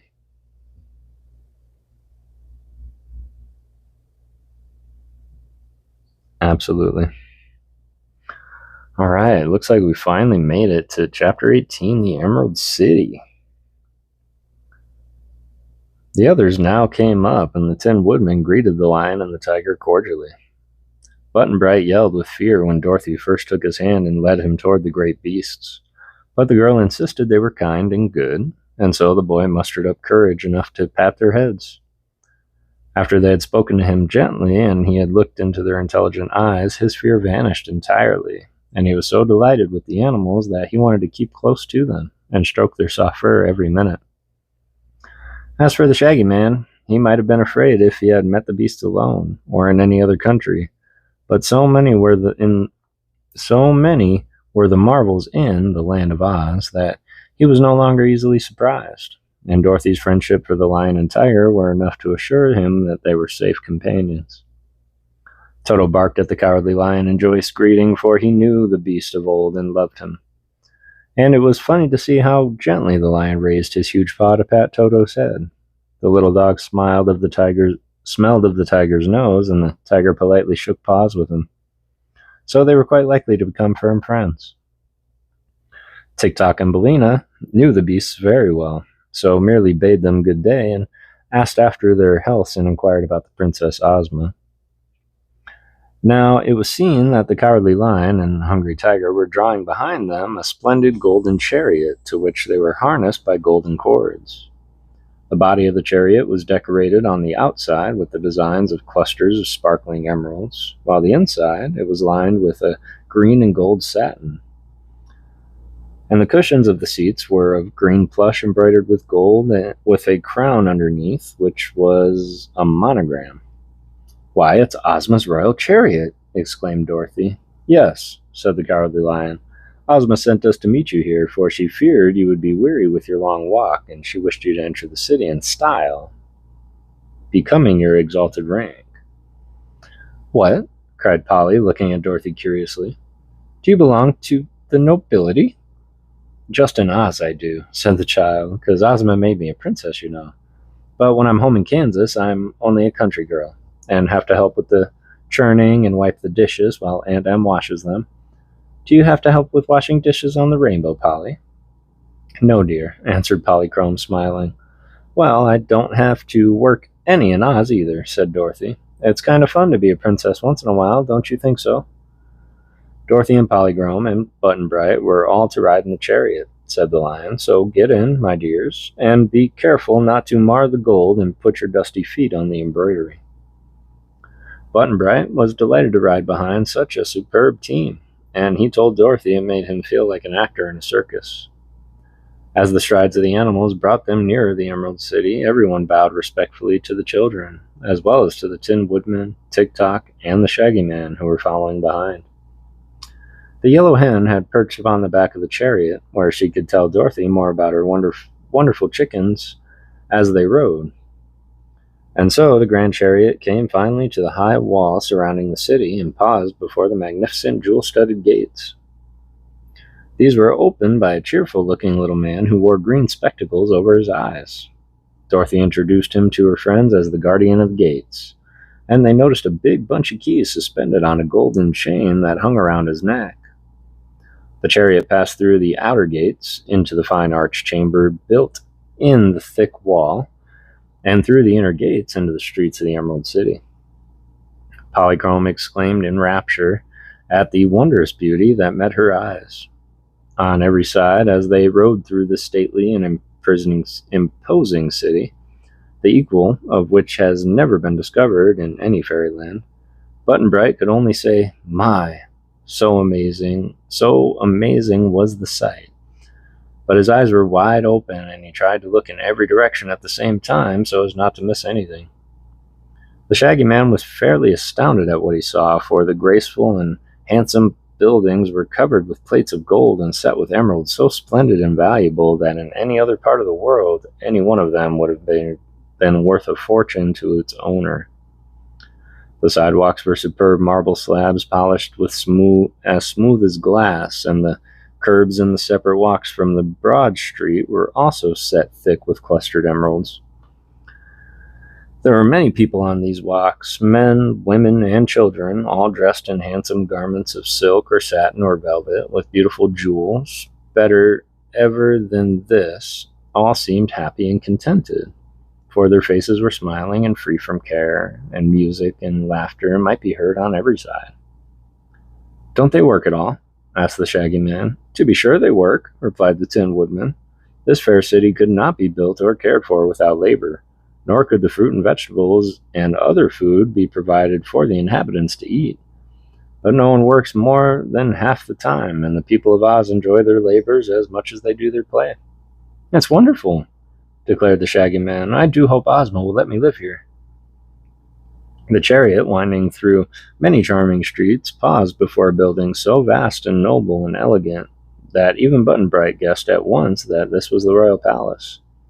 Its gardens and ample grounds were surrounded by the separate wall, not so high or thick as the wall around the city, but more daintily designed and built all of green marble. The gates flew open as the chariot appeared before them, and the Cowardly Lion and Hungry Tiger trotted up the jeweled driveway to the front door of the palace and stopped short. "Here we are," said Dorothy gaily, and helped Button-Bright from the chariot. Polychrome leaped out lightly after them, and they were greeted by a crowd of gorgeously dressed servants who bowed low as the visitors mounted the marble steps. At their heads was a pretty little maid with dark hair and eyes, dressed all in green embroidered with silver. Dorothy ran up to her with evident pleasure and exclaimed, "Oh, Jellia Jam, I am glad to see you again. Where's Ozma?" "In her room, Your Highness," replied the little maid demurely, for this was Ozma's favorite attendant. "She wishes you to come to her as soon as you have rested and changed your dress, Princess Dorothy, and you and your friends are to dine with her this evening." "When is her birthday, Jellia?" asked the girl. "Day after tomorrow, Your Highness." "And where's the Scarecrow?" "He's gone into the Munchkin country to get some fresh straw to stuff himself with in honor of Ozma's celebration," replied the maid. "He returns to the Emerald City tomorrow," he said. By this time, Tock and the Tin Woodman and the Shaggy Man had arrived at the chariot, and the chariot had gone around to the back of the palace. Bellina going with the Lion and Tiger to see chickens after her absence from them, but Toto stayed close beside Dorothy. "Come in, please," said Jellia Jam. "It shall be our pleasant duty to escort all of you to your rooms prepared for your use." The Shaggy Man hesitated. Dorothy had never known him to be ashamed of his shaggy looks before, but now that he was surrounded by so much magnificence and splendor, the Shaggy Man felt sadly out of place. Dorothy assured him that all her friends were welcome at Ozma's palace, so he carefully dusted his shaggy shoes with his shaggy handkerchief and entered the grand hall after the others.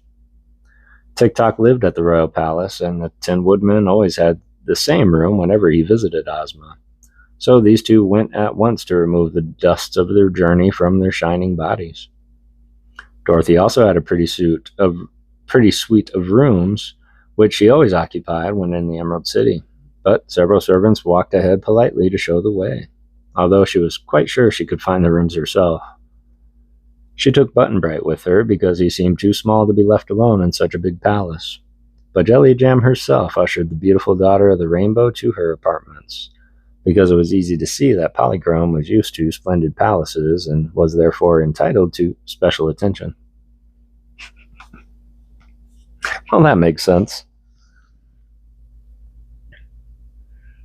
One Thug is epic, fam. 100%. Mr. Skang, what's going on, my brother? How are you doing? It's really good to see you. Sorry I missed you when you first came in.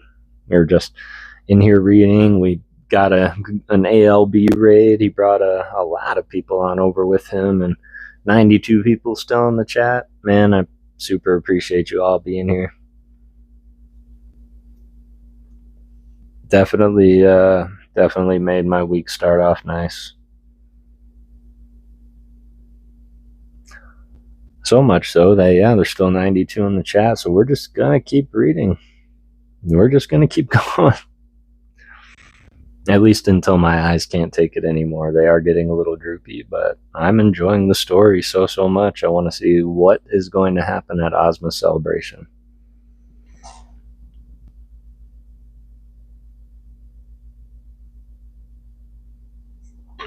One Thug, reach out to Mr. Skang.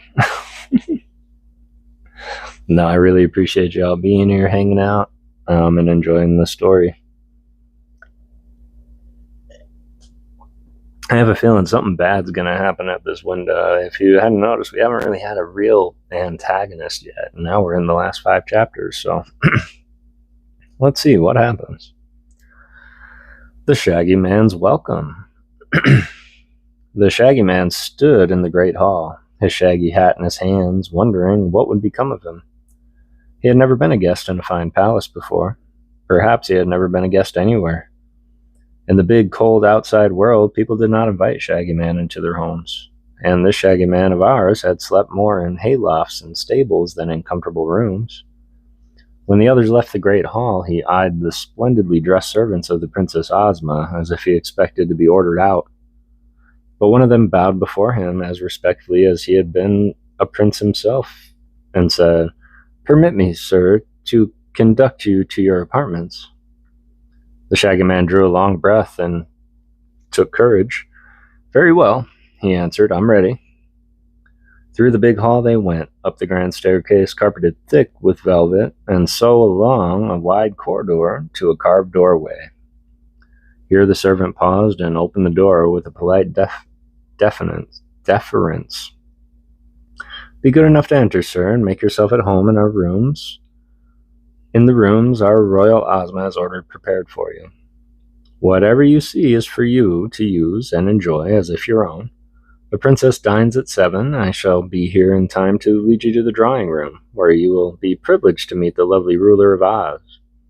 Is there any command in the meantime with which you desire to honor me?" "No," said the Shaggy Man, "but I'm much obliged." He entered the room and shut the door, and for a time stood in bewilderment, admiring the grandeur before him. He had been given one of the handsomest apartments in the most magnificent palaces in all the world, and you cannot wonder that his good fortune astonished and awed him until he grew used to his surroundings. The furniture was upholstered in cloth of gold, with the royal crown embroidered upon it in scarlet. The rug upon the marble floor was so thick and soft that he could not hear the sound of his own footsteps.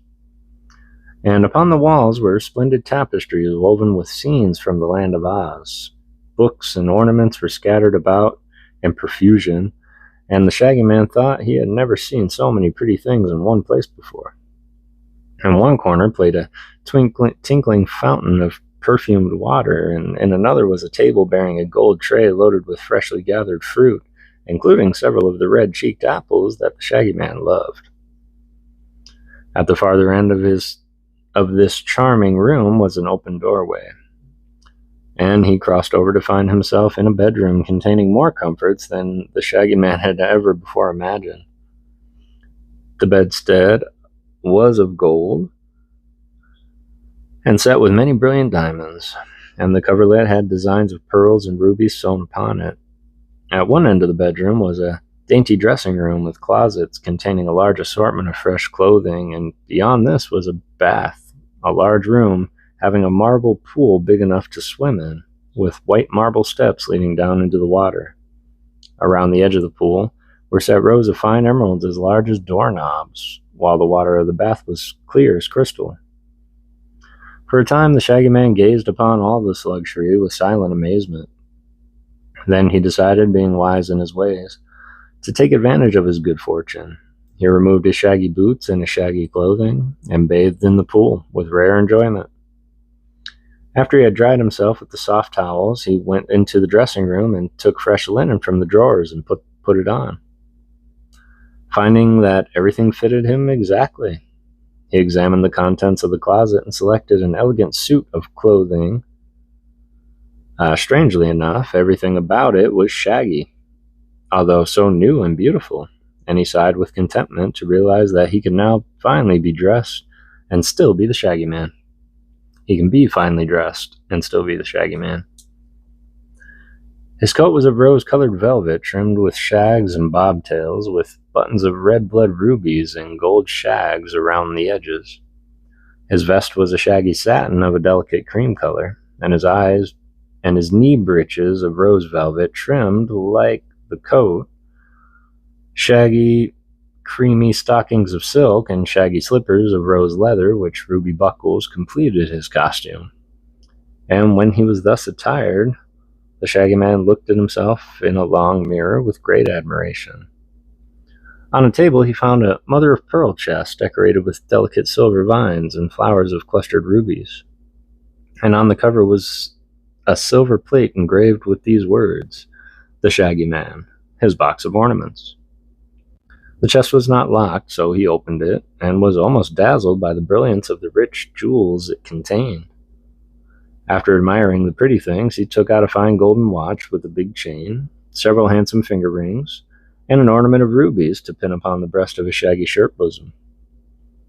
Having carefully brushed his hair and whiskers all the wrong way to make them look as shaggy as possible, the Shaggy Man breathed a deep sigh of joy and decided he was ready to meet the royal princess as soon as she sent for him.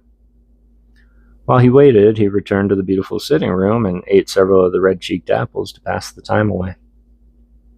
Meanwhile, Dorothy had dressed herself in a pretty gown of soft gray embroidered with silver, and put blue and gold suit of satin upon little Button-Bright, who looked as sweet as a cherub in it.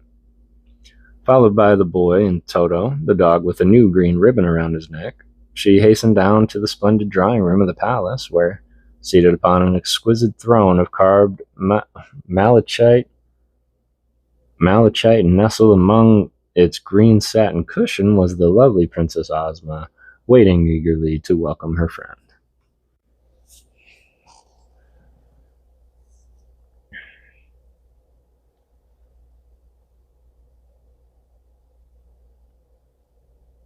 I always check out the links dropped. I appreciate that, Ancient Mew. 13th of March. That's 6 months. Yeah, that's 6 months.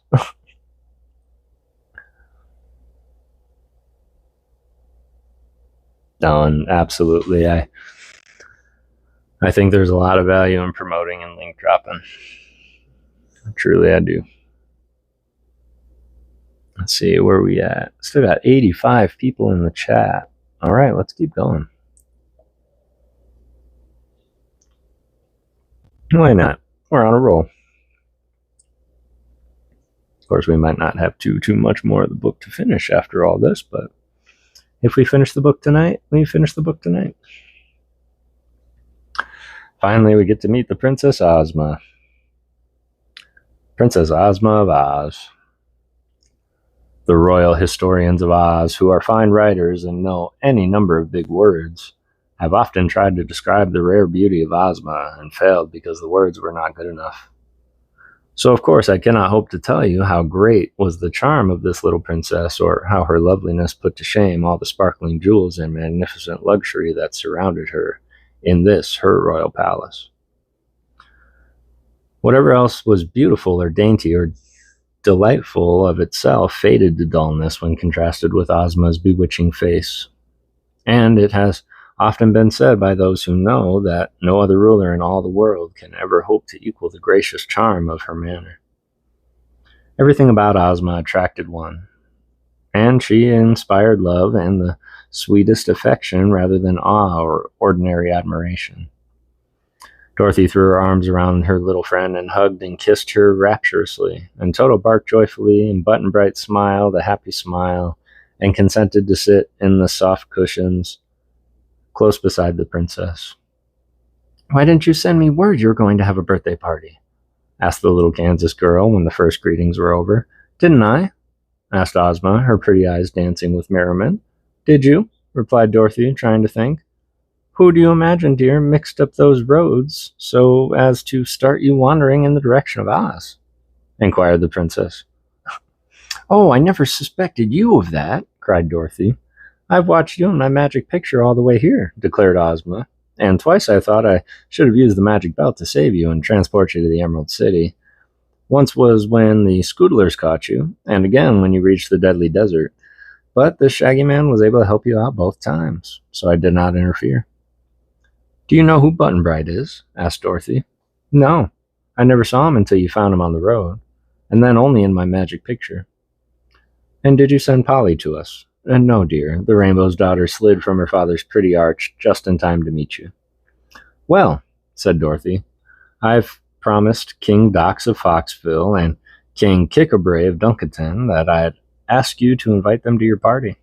"I have already done that," returned Ozma, "because I thought it would please you to favor them." "Did you invite the musicer?" asked Button-Bright. "No, because he would be too noisy and might interfere with the comfort of others. When music is not very good, and is indulged in all the time, it is better than the performer should be alone." "It is better that the performer should be alone," said the princess. "I like the musicer's music," declared the boy gravely. "But I don't," said Dorothy. "Well, there will be plenty of music at my celebration," promised Ozma. "So I have an idea Button-Bright won't miss the musicer at all." Just then Polychrome danced in, and Ozma rose to greet the Rainbow's daughter in her sweetest and most cordial manner.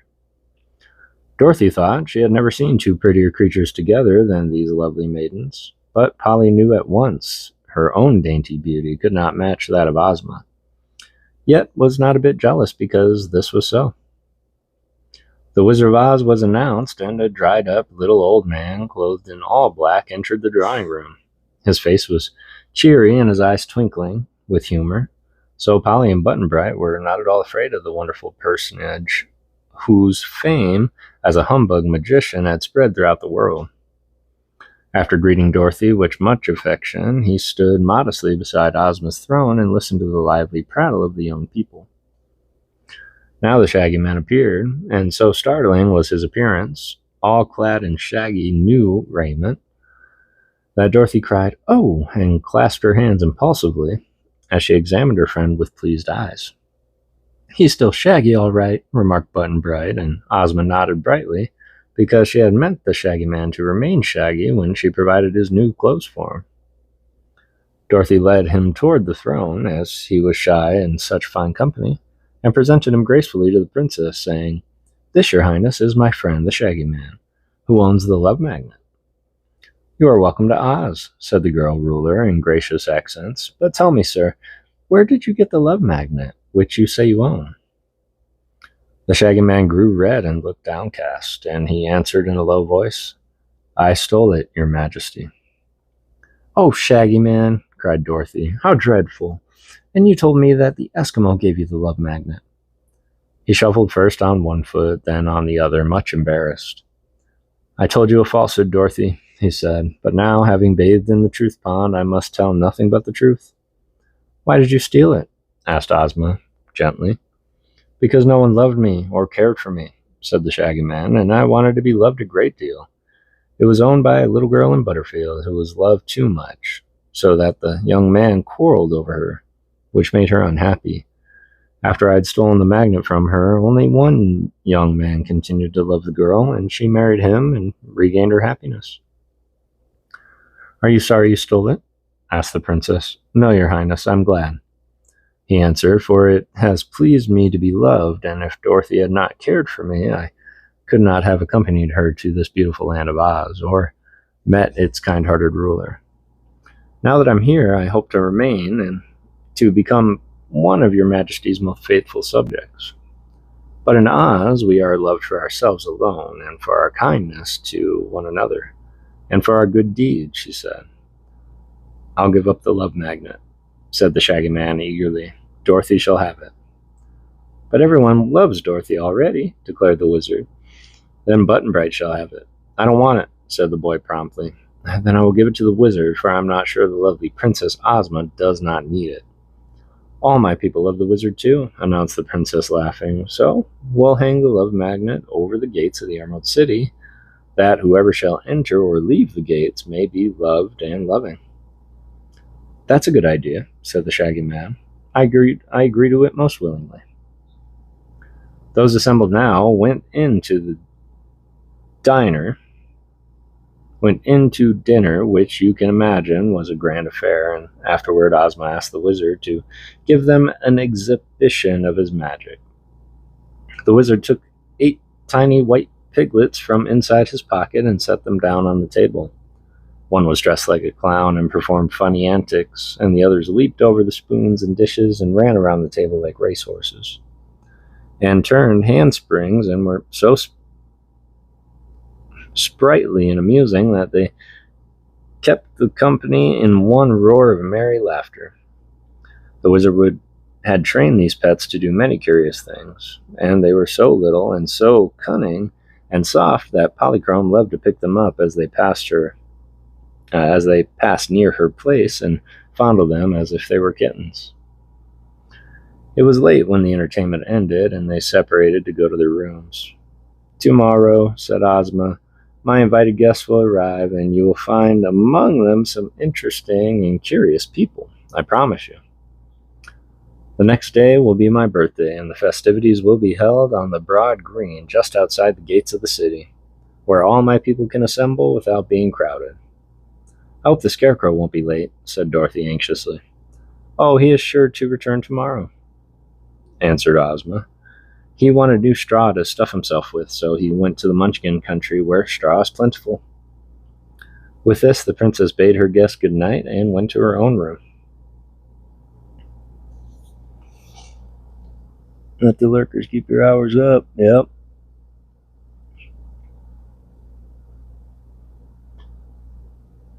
That's something I didn't think of. And that's something I'm not sure I can do, Al, just between you and me. Everything's run from my phone, and it can't stand that long being that hot.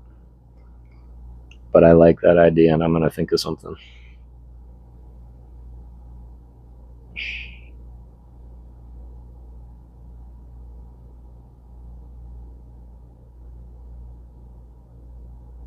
That's right, because then it won't archive, right? And it'll cancel the watch hours. Man, one thug still hasn't collected the magic carp from Al. I believe that was a magic carp like out of Triple Beat, Japanese magic carp.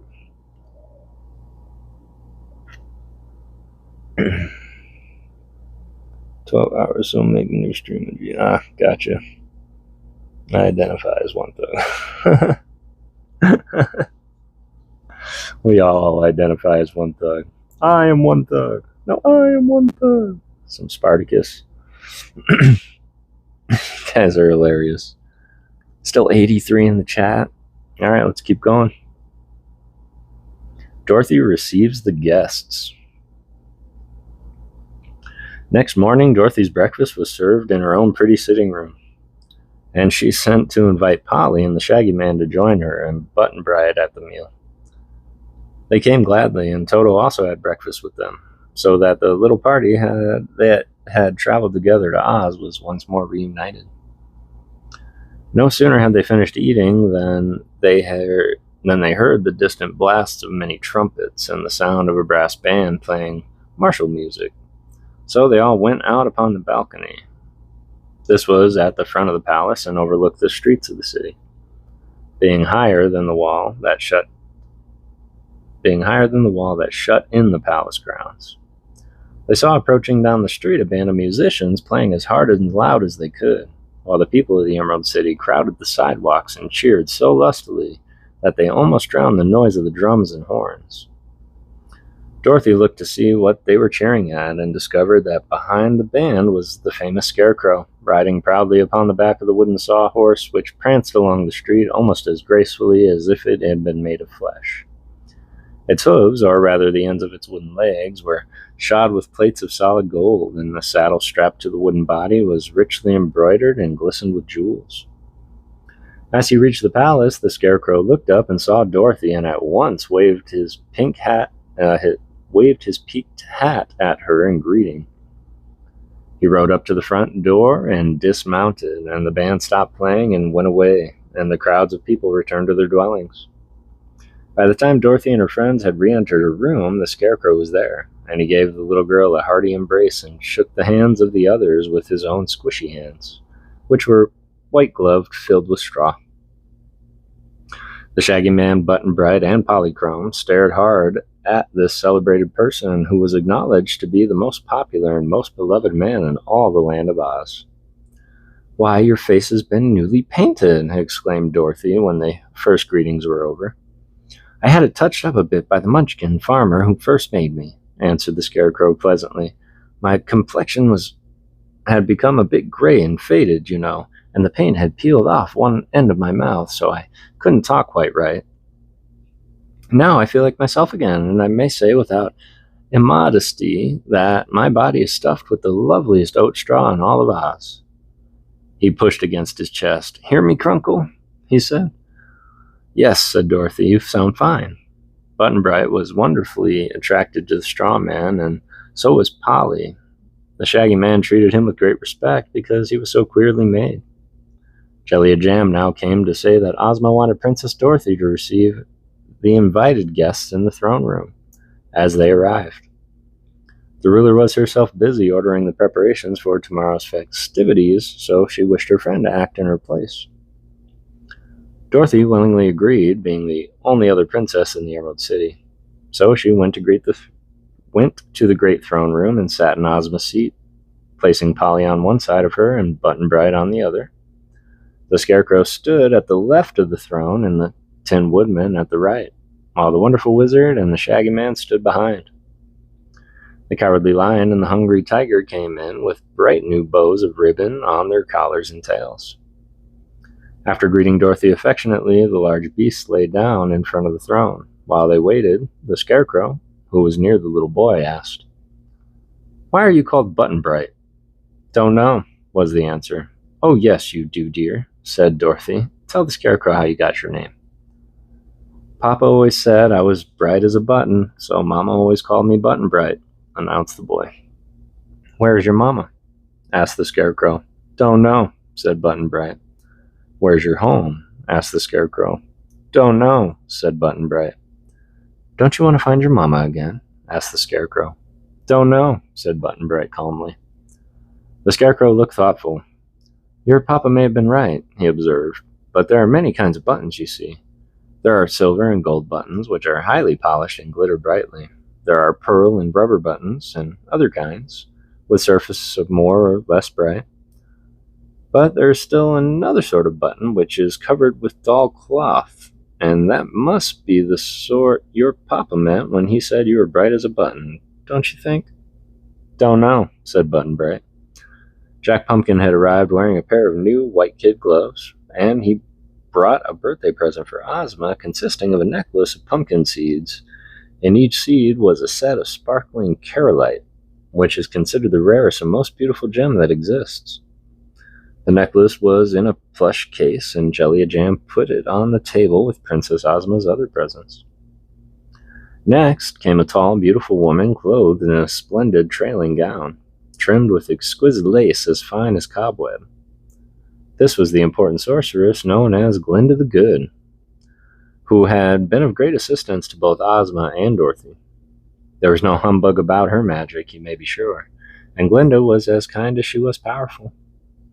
She greeted Dorothy almost lovingly, and kissed Button-Bright and Polly, and smiled upon the Shaggy Man, for which Jellia Jam led the sorceress to one of the most magnificent rooms of the royal palace, and appointed 50 servants to wait upon her. The next arrival was Mr. H.M. Wogglebug T.E., the H.M. meaning highly magnified, and the T.E. meaning thoroughly educated. The Wogglebug was head professor at the Royal College of Oz, and he composed a fine ode in honor of Ozma's birthday. This he wanted to read to them, but the Scarecrow wouldn't let him. So they heard a chuckling sound and a chorus of a cheep, cheep, and the servant threw open the door to allow Bellina and her 10 fluffy chicks to enter the throne room. As the Yellow Hen marched proudly at the head of her family, Dorothy cried, "Oh, you lovely things!" She ran down from her seat to pet the little yellow downy balls. Bellina wore a pearl necklace, and around the neck of each chicken was a tiny gold chain holding a locket, which went with the letter D engraved upon the outside. "Open the lockets, Dorothy," said Bellina. The girl obeyed and found a picture of herself in each locket. "They were named after you, my dear," continued the Yellow Hen, "so I wanted all my chicks to wear your picture. Cluck, cluck. Come here, Dorothy, this minute," she cried, for the chickens were scattered and wandering all around the big room. They obeyed the call at once and came running as fast as they could, fluttering their fluffy wings in a laughable way. It was lucky that Bellina gathered the little ones under her soft breast just then, for Tock came in and tramped up to the throne on his flat copper feet. "I am all wound up and working finely," said the Clockwork Man to Dorothy. "I can hear him tick," declared Button-Bright. "You are quite the polished gentleman," said the Tin Woodman. "Stand up here beside the Shaggy Man, Tock, and help receive the company." Dorothy placed soft cushions in the corner for Bellina and her chicks, and had just returned to the throne and seated herself when the playing of the royal band outside the palace announced the approach of distinguished guests. And my, how they did stare when the High Chamberlain threw open the doors and the visitors entered the throne room. First walked a gingerbread man neatly formed and baked to a lovely brown tint. He wore a silk hat and carried a candy cane prettily striped with red and yellow. His shirt fronts and cuffs were white frosting, and the buttons on his coat were licorice drops. Behind the gingerbread man came a child with flaxen hair and merry blue eyes, dressed in white pajamas. With sandals on the soles of his pretty bare feet, the child looked around smiling and thrust his hands into his pockets of the pajamas. Close after it came a big rubber bear, walking erect on its hind feet. The bear had twinkling black eyes, and its body looked as if it had been pumped full of air. Following these curious visitors were 2 tall, thin men and 2 short, fat, all dressed in gorgeous uniforms. Ozma's High Chamberlain now hurried forward to announce the names of the new arrivals, calling out in a loud voice, "This gracious and most edible Majesty, King Dough the First, ruler of the 2 kingdoms of Highland and Lowland, also the head bullywag of His Majesty, known as Chick the Cherub, and their faithful friend Parabruin the Rubber Bear." These great personages bowed low as their names were called, and Dorothy hastened to introduce them to the assembled company. They were the first foreign arrivals, and the friends of the Princess Ozma were polite to them and tried to make them feel that they were welcome. Chick the Cherub shook hands with everyone, including Bellina, and was so joyous and frank and full of good spirits that John Doe's head bullywag had once become a prime favorite. "Is it a boy or girl?" whispered Dorothy. "Don't know," said Button-Bright. "Goodness me, what a queer lot of people you are," exclaimed the Rubber Bear, looking at the assembled company. "So are you," said Button-Bright gravely. "Is King Dough good to eat?" "He's too good to eat," laughed Chick the cherub. I hope none of you are fond of gingerbread, said the king, rather anxiously. We should never think of eating our visitors if we were, declared the scarecrow, so please do not worry, for you will be perfectly safe while you remain in Oz. Why do they call you Chick? The yellow hen asked the child. Because I'm an incubator baby. I have never had any parents, replied the head bullywag. My chicks have a parent, and I'm it, said Bellina. I'm glad of that, answered the cherub, because they'll have more fun worrying you than if they were brought up in an incubator. The incubator never worries, you know. King John Doe had brought for Ozma's birthday present a lovely gingerbread crown with rows of small pearls around it and fine big pearl in each of its 5 points. After this had been received by Dorothy with proper thanks and placed on the table with the other presents, the visitors from Highland and Lowland were escorted to their rooms by the High Chamberlain. They had no sooner departed than the band before the palace began to play again, announcing more arrivals. And as these were doubtless from foreign parts, the High Chamberlain hurried back to receive them in the most official manner.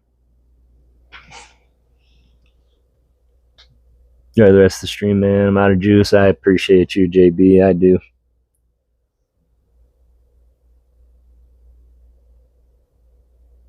That's called a self-raid. No, that's not a bad idea.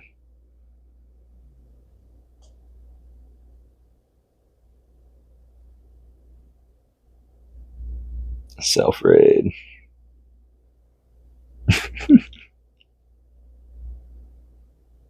Yes, have a good sleep, JB. I appreciate you being here. Still have over 70 people in the chat.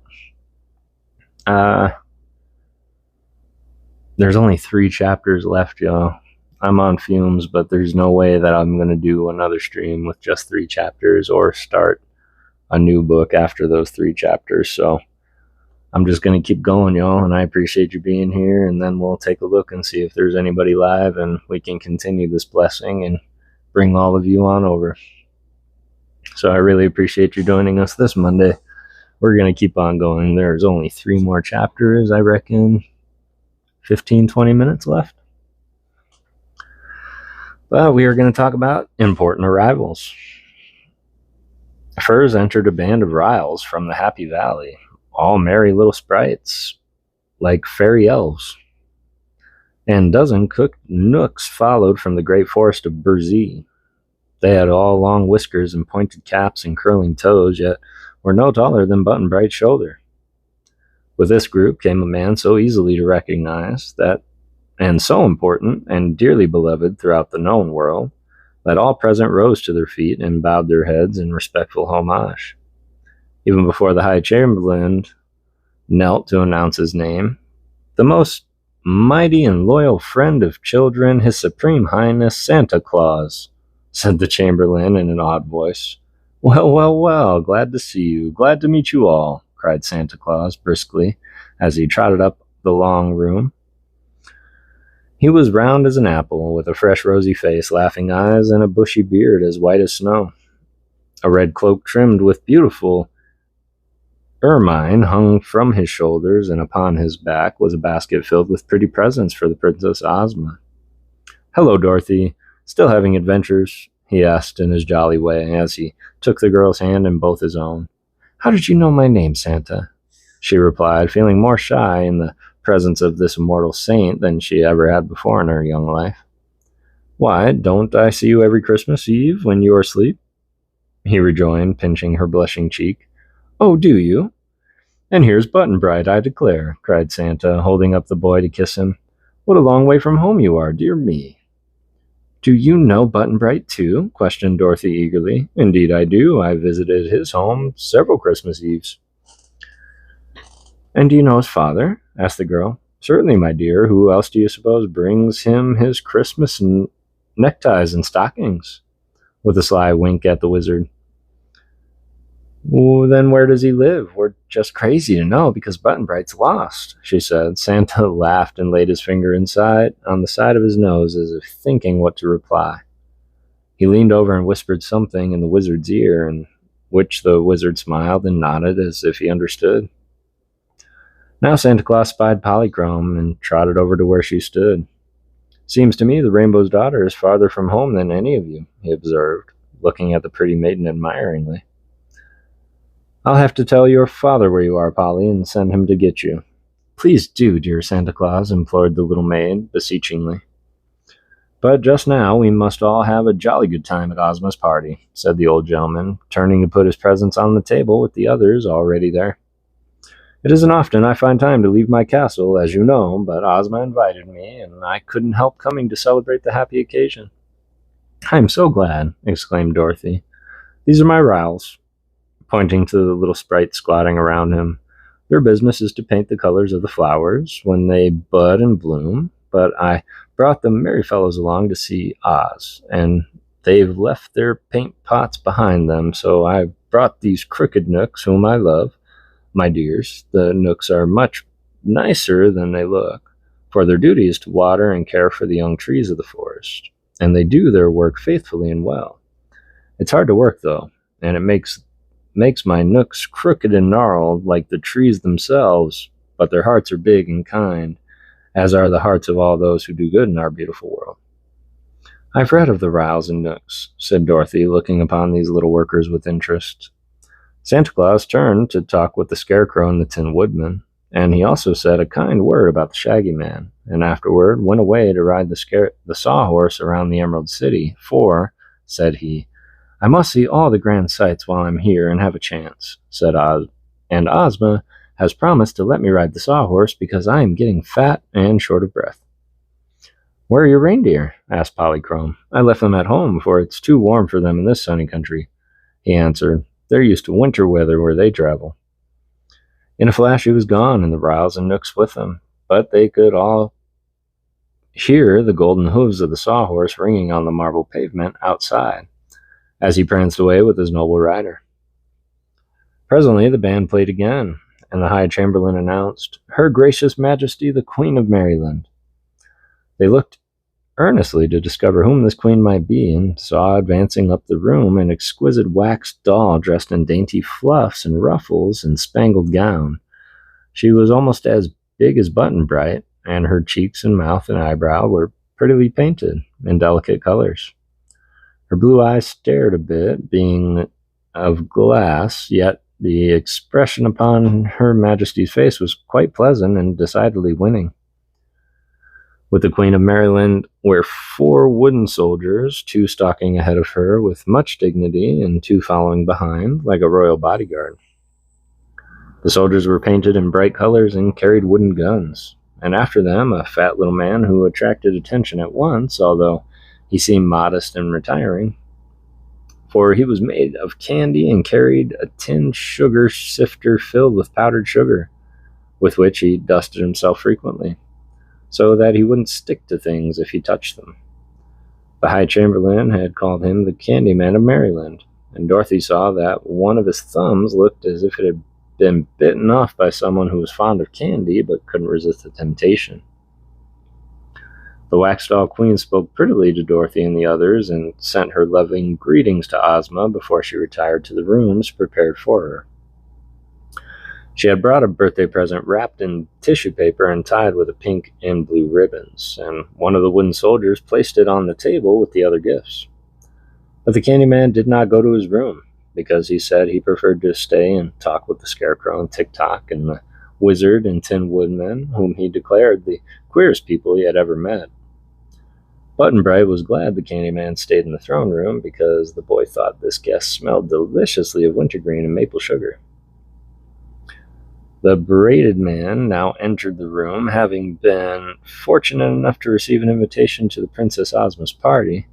He was from a cave halfway between the Invisible Valley and the country of the Gargoyles, and his hair and whiskers were so long that he was obliged to plait them into many beards that hung to his feet, and every braid was tied with a bow of colored ribbon.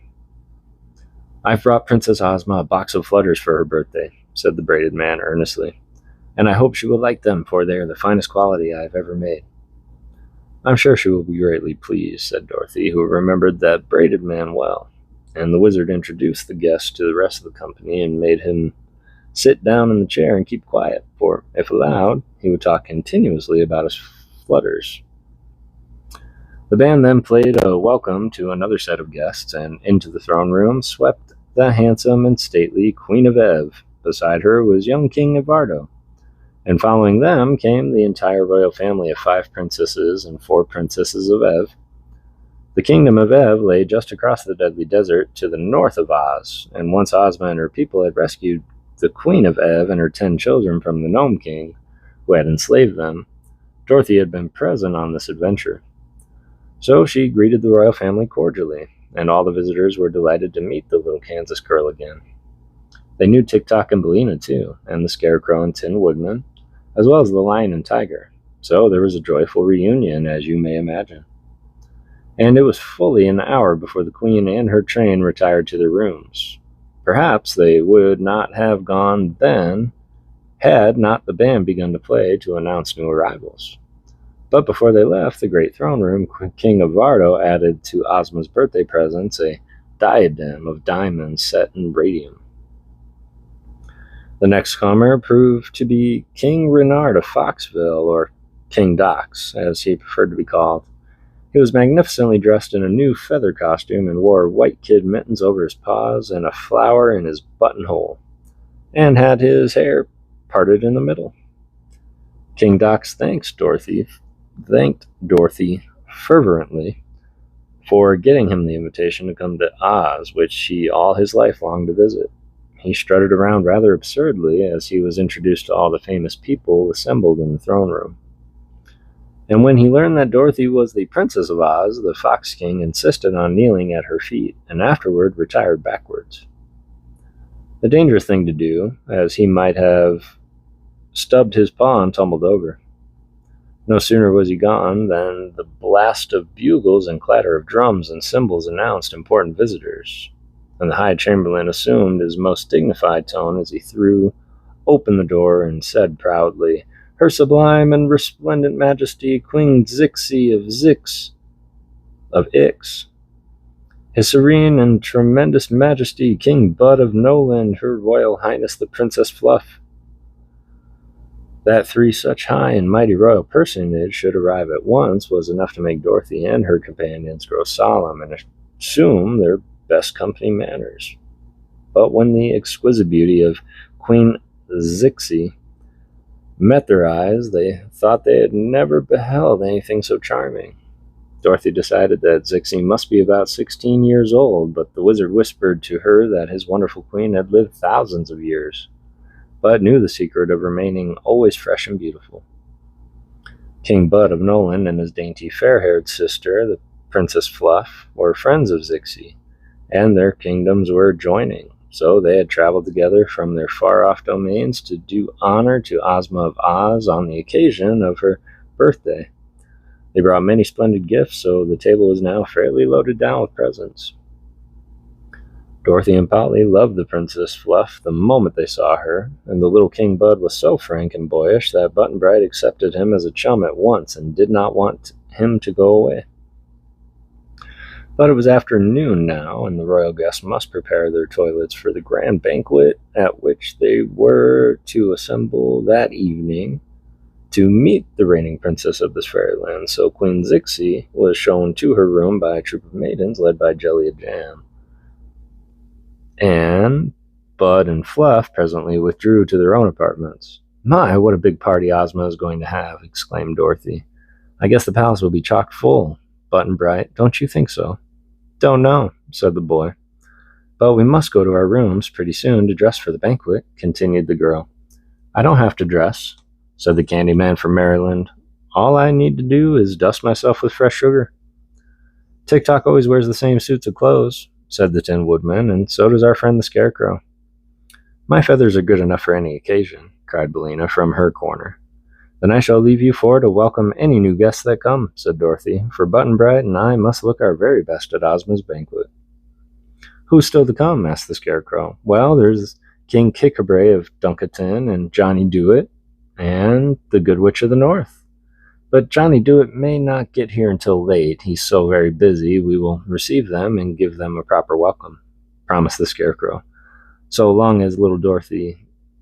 So run along, little Dorothy, and get yourself dressed." Oh, 24 hours of nonstop reading would be really difficult to do. Just bear with me one quick second, y'all.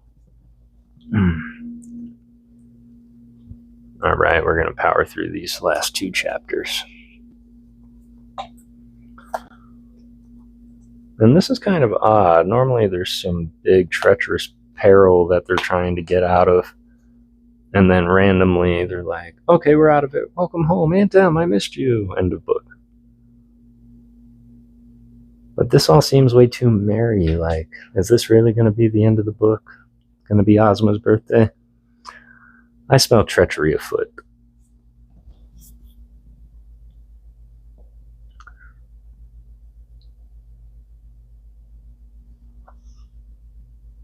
Night, Gooch. I hope you're having a good work, alien. Mr. Skang, it's always good to see you, fam. Chapter 23, The Grand Banquet. I wish I could tell you how fine the company was that assembled that evening at Ozma's royal banquet. A long table was spread in the center of the great dining hall of the palace, and the splendor of the decorations and the blaze of the lights and jewels was acknowledged to be the most magnificent sight they had that any of the guests had ever seen. The jolliest person present, as well as the most important, was of course old Santa Claus. So he was given the seat of honor at one end of the table, while at the other end sat the Princess Ozma, the hostess. John Doe, Queen Zixie, King Bud, and the Queen of Ev and her son Avardo, and the Queen of Maryland had golden thrones to sit in, while the others were supplied with beautiful chairs. At the upper end of the banquet room was a separate table provided for the animals. Toto sat at one end of this table with a bib tied around his neck and a silver platter to eat from. At the other end was placed a small stand with a low rail around the edge of it for Bellina and her chicks. The rail kept the 10 little Dorothys from falling off the stand, while the yellow hen could easily reach over and take her food from her tray upon the table. At other places sat the hungry tiger, the cowardly lion, the sawhorse, the rubber bear, the fox king, and the donkey king. They made quite the company of animals. At the lower end of the great room was another table at which sat the Riles and the Knooks, who had come with Santa Claus, the wooden soldiers who had come with the Queen of Maryland, and the Highlanders and Lowlanders who had come with John Doe. Here were also seated the officers of the royal palace and of Ozma's army. The splendid costumes of those at the 3 tables made a gorgeous and glittering display that no one present was ever likely to forget. Perhaps there was never been in any part of the world at any time another assemblage of such wonderful people as that which gathered this evening to honor the birthday of the ruler of Oz. When all members of the F Company were in their places, an orchestra of 500 pieces, in a balcony overlooking the banquet room, began to play sweet and delightful music. Then a door draped with royal green opening, and in came the fair and girlish Princess Ozma, who now greeted her guests in person for the first time. As she stood by her throne at the head of the banquet table, every eye was turned eagerly upon the lovely princess, who was dignified as she was bewitching, and who smiled upon all her old and new friends in a way that touched their hearts, and brought an answering smile to every face. Each guest had been served with a crystal goblet filled with La Casa, which is a sort of nectar famous in Oz and nicer to drink than soda water or lemonade. Santa now made a pretty speech in verse, congratulating Ozma on having a birthday and asking everyone present to drink to the health and happiness of their dearly beloved hostess. This was done with great enthusiasm by those who were made so they could drink it all, and those who could not drink politely touched the rims of their goblets to their lips. All seated themselves at the tables, and the servants of the princess began serving the feast. I am quite sure that only in fairyland could such a delicious repast be prepared. The dishes were of precious metals set with brilliant jewels, and the good things to eat which were placed upon them were countless in number and of exquisite flavor. Several presents, such as the Candyman, the Rubber Bear, Tock, and the Scarecrow, were not made so they could eat, and the Queen of Maryland contented herself with such a small dish of sawdust. But these enjoyed the prompt and glitter of the gorgeous scene as much as did those who feasted. The Wogglebug read his Ode to Ozma, which was written in very good rhythm, and was very well received by the company. The wizard added to the entertainment by making a big pie appear before Dorothy, and when the little girl cut the pie, the 9 tiny piglets leaped out of it and danced around the table, while the orchestra played a merry tune. This amused the company very much, but they were even more pleased when Polychrome, whose hunger had been easily satisfied, rose from the table and performed her graceful and bewildering rainbow dance for them. When it was ended, the people clapped their hands and the animals clapped their paws, while Bellina cackled and the Donkey King brayed approval. Johnny Dewett was present, and of course he proved he could do wonders in every way of eating, as well as everything else that he undertook to do. The Tin Woodman sang a love song, everyone joining in the chorus, and the wooden soldiers from Maryland gave an exhibition of lightning drill with their wooden muskets. The Riles and Knooks danced the fairy circle, and the Rubber Bear bounced himself all around the room. There was laughter and merriment on every side, and everybody was having a royal good time. Button Bright was so excited and interested that he paid little attention to his fine dinner, and a great deal of attention to his queer companions, and perhaps he was wise to do this, because he could not eat at any other time.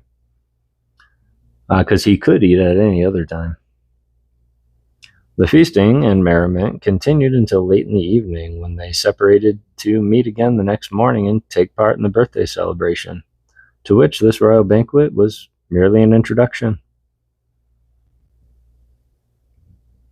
Work is never good. Okay, fair enough. All right. Yeah, we're going to finish this book tonight, y'all. 69 still in the chat. Let's go. 71. I stand corrected. The birthday celebration. Let's finish strong. A clear, perfect day with a gentle breeze and a sunny sky greeted Princess Ozma as she wakened next morning, the anniversary of her birth. While it was yet early, all the city of Astor and crowds of people came from all parts of the land of Oz to witness the festivities in honor of their girl ruler's birthday.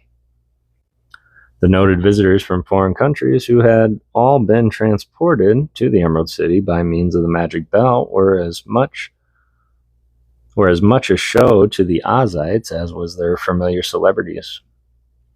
And the streets leading from the royal palace to the jeweled gates were thronged with men, women, and children to see the procession as it passed out into the green fields where the ceremonies were to take place. And what a great procession it was! First came 1,000 young girls, the prettiest in the land, dressed in white muslin, with green sashes and hair ribbons, bearing green baskets of red roses. As they walked, they scattered these flowers upon the marble pavements, so that the way was carpeted thick with roses for the procession to walk upon. Then came the rulers of the 4 kingdoms of Oz, the emperor of the Winkies, the monarch of the Munchkins, the king of the Quadlings, and the sovereign of the Gillikins, each wearing a long chain of emeralds around his neck to show that they were a vessel of the ruler of the Emerald City. Next marched the Emerald City Cornet Band, clothed in green and gold uniforms, and playing the Ozma two-step. The Royal Army of Oz followed, consisting of 27 officers from the captains general down to the lieutenants.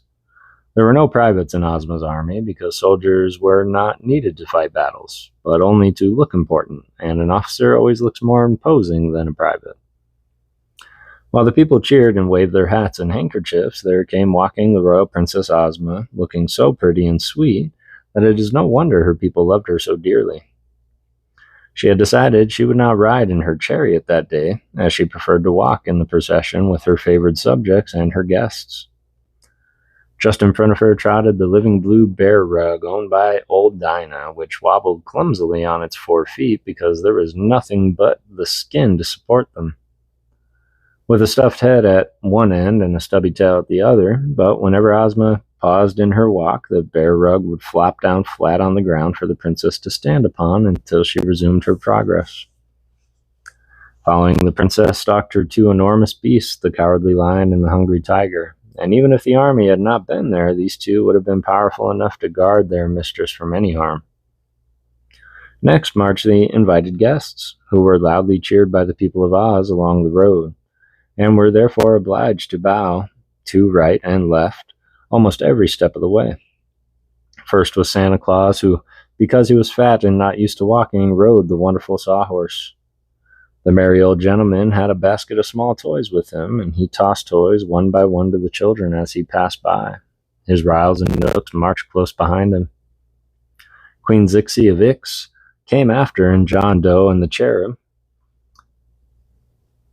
with the rubber bear named Parabrune strutting between them on its hind legs. Then the Queen of Maryland, escorted by her wooden soldiers, and King Bud of Noland and his sister, the Princess Fluff. Then the Queen of Ev and her 10 royal children. Then the Braided Man and the Candy Man, side by side. Then King Dox of Foxville and King Kickerbray of Dunkerton, who by this time had become good friends. And finally, Johnny Dewett, in his leather apron, smoking his long pipe. These wonderful personages were not more heartily cheered by the people than those who followed after them in the procession. Dorothy was a general favorite, and she walked arm in arm with the Scarecrow, who was beloved by all. Then came Polychrome and Button Bright, and the people loved the Rainbow's pretty daughter and the beautiful blue-eyed boy as soon as they saw them. The Shaggy Man in his shaggy new suit attracted much attention because he was such a novelty. With regular steps tramped the Machine Man Tock, and there were more cheering when the Wizard of Oz followed in the procession. The Wogglebug and Jack Pumpkinhead were next, and behind them Glinda the Sorceress and the Good Witch of the North. Finally came Bellina, with her brood of chickens, to whom she clucked anxiously to keep them together and to hasten them along so they would not delay the procession. Another band followed this time, the Tin Band of the Emperor of the Winkies, playing a beautiful march called There's No Plate Like Tin. Then came the servants of the royal palace in a long line, and behind them all the people joined the procession and marched away through the emerald gates and out upon the broad green. Here had been erected a splendid pavilion with a grandstand big enough to seat all the royal party and those who had taken part in the procession. Over the pavilion, which was of green silk and cloth of gold, countless banners waved in the breeze. Just in front of this, and connected with it by a runway, had been built a broad platform, so that all spectators could see plainly and entertainment provided for them. The wizard now became master of ceremonies, as Ozma had placed the conduct of the performance and in his hands. After the people had all congregated about the platform and the royal party and the visitors were seated in the grandstand, the wizard skillfully performed some feats of juggling glass balls and lighted candles. He tossed a dozen or so of them high into the air and caught them one by one as they came down without missing any. Then he introduced the Scarecrow, who did a sword-swallowing act that aroused much interest. After this, the Tin Woodman gave an exhibition of swinging the axe, which he made to whirl around him so rapidly that the eye could scarcely follow the motion of the gleaming blade. Glinda the Sorceress had stepped upon the platform, and by her magic made a big tree grow in the middle of the space, made blossoms appear on the tree, and made the blossoms become delicious fruit called tamornas. And so great was the quantity of fruit produced that when the servants climbed down the tree and tossed it down to the ground, there was enough to satisfy every person present. Parabrune, the rubber bear, climbed to the limb of a big tree, rolled himself into a ball, and dropped to the platform, whence he bounced up again to the limb. He repeated this bouncing act several times to the great delight of all the children present. After he finished and bowed and returned to his seat, Glenda waved her wand and the tree disappeared, but its fruit still remained to be eaten. The Good Witch of the North amused the people by transforming 10 stones into 10 birds, the 10 birds into 10 lambs, and then the 10 lambs into 10 little girls, who gave a pretty dance and were transformed into 10 stones again, just as they were in the beginning. Johnny Dewett came next on the platform with his tool chest, and in a few minutes built a great flying machine, then put his chest in the machine, and the whole thing flew away altogether, Johnny and all. After he had bid goodbye to those present and thanked the princess for her hospitality. The wizard then announced the last act of all, which was considered likely wonderful. He had invented a machine to blow huge soap bubbles, as big as balloons, and this machine was hidden under the platform so that the only rim of the big clay pipe to produce the bubbles showed above the floor. The tank of soap suds and the air pumps to inflate the bubbles were out of sight beneath, so that the bubbles began to grow upon the floor of the platform. It really seemed to be like magic to the people of Oz, who knew nothing even about the common soap bubbles that our children blow with a penny clay pipe and a basin of soap and water. The wizard had invented another thing. Usually, soap bubbles are frail and burst easy, lasting only a few moments as they float in the air. But the wizard added a sort of glue to his soap suds, which made his bubbles tough, and as the glue dried away rapidly when exposed to the air, the wizard's bubbles were strong enough to float for hours without breaking. He began by blowing, by means of his machinery and air pumps, several large bubbles which he allowed to float upward into the sky, where the sunshine fell upon them and gave them iridescent hues that were most beautiful. This aroused much wonder and delight, because it was a new amusement to everyone present, except perhaps Dorothy and Button-Bright, and even they had never seen such big, strong bubbles before. The wizard then blew a bunch of small bubbles, and afterward blew a big bubble around them, so they were left in the center of it. Then he allowed the whole mass of pretty globes to float into the air and disappear in the far distant sky. "That is really fine," declared Santa Claus, who loved toys and pretty things. "I think, Mr. Wizard, I shall have you blow a bubble around me, and then I can float away home to see the country spread out beneath me as I travel. There isn't a spot on Earth I haven't visited, but I usually go in by nighttime, riding behind my swift reindeer. Here's a good chance to observe the country by daylight while I am riding slowly and at my ease." "Do you think you'll be able to guide the bubble?" asked the wizard. "Oh yes, I know enough magic to do that," replied Santa Claus. "You blow the bubble with me inside it, and I'll be sure to get home in safety." "Please send me home in a bubble too," begged the Queen of Maryland. "Very well, madam, you shall try the journey first," politely answered old Santa Claus. The pretty wax doll bade goodbye to the Princess Ozma and the others, and stood on the platform while the wizard blew a big soap bubble around her. When completed, he allowed the bubble to float slowly upward, and there could be seen the little Queen of Maryland standing in the middle of it and blowing kisses from her fingers to those below. The bubble took a southerly direction, quickly floating out of sight. "That's a very nice way to travel," said Princess Fluff. "I'd like to go home in a bubble too." So the wizard blew a big bubble around Princess Fluff, and another around King Bud, her brother, and the third around Queen Zixes, and soon these 3 bubbles had mounted into the sky and were floating off in a group in the direction of the kingdom of Noland. The success of these ventures induced the other guests from foreign lands to undertake bubble journeys also, so the wizard put them in one by one inside the bubbles, and Santa Claus directed the way they should go, because he knew where everybody lived. Finally, Button-Bright said, "I want to go home too." "Why, so you shall," cried Santa, "for I am sure your father and mother will be glad to see you again. Mr. Wizard, please blow a big, fine bubble for Button-Bright to ride in, and I'll agree to send him home and his family as safe can be." "I'm sorry," said Dorothy with a sigh, for she was fond of her little comrade. "But perhaps it's best for Button-Bright to get home, because his folks must be worrying something just dreadful." She kissed the boy, and Ozma kissed him too, and all the others waved their hands and said goodbye and wished him a pleasant journey.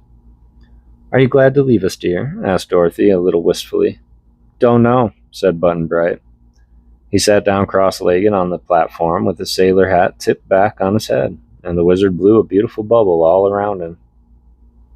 A minute later, it had mounted into the sky, sailing towards the west, and the last they saw of Button Bright, he was still sitting in the middle of the shining globe and waving his sailor hat at those below. "Will you ride in a bubble, or shall I send you and Toto home by means of the magic belt?" the princess asked Dorothy. "I guess I'll use the belt," replied the little girl. "I'm sort of afraid of those bubbles." "Bow wow," said Toto approvingly. He loved to bark at the bubbles as they sailed away, but he didn't care to ride in one.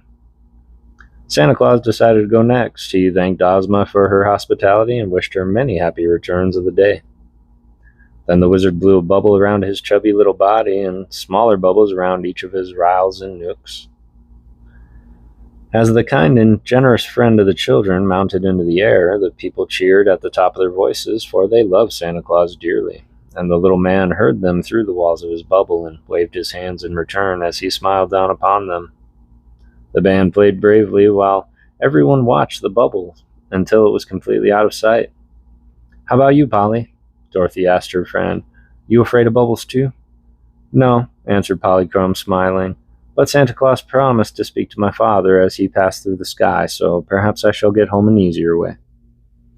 Indeed, the little maid had scarcely made that speech when suddenly radiance filled the air, and while people looked on in wonder, the end of a glorious rainbow slowly settled down upon the platform. With a glad cry, the Rainbow's daughter sprang from her seat, danced along the curve of the bow, mounting gradually upward, while the folds of her gauzy gown whirled and floated around her like a cloud, and blended with the colors of the rainbow itself. "Goodbye, Ozma. Goodbye, Dorothy," cried a voice they knew belonged to Polychrome. But now the little maiden's form had melted wholly into the rainbow, and their eyes could no longer see her.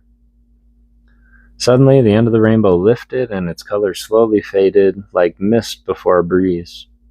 Dorothy sighed deeply and turned to Ozma.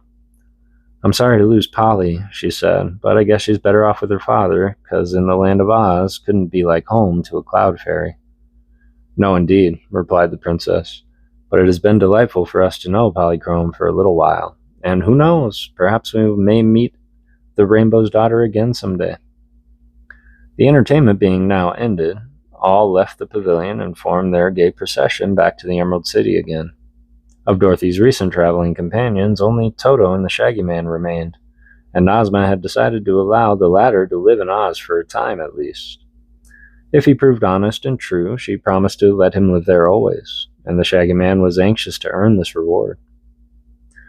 They had a nice quiet dinner together and passed a pleasant evening with the Scarecrow and the Tin Woodman, Tock and the Yellow Hen for company.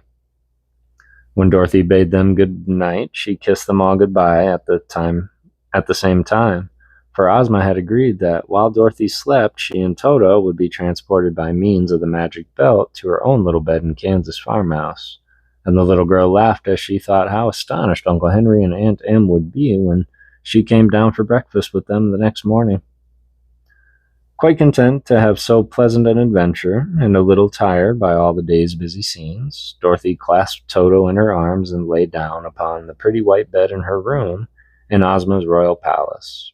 Presently, she was sound asleep.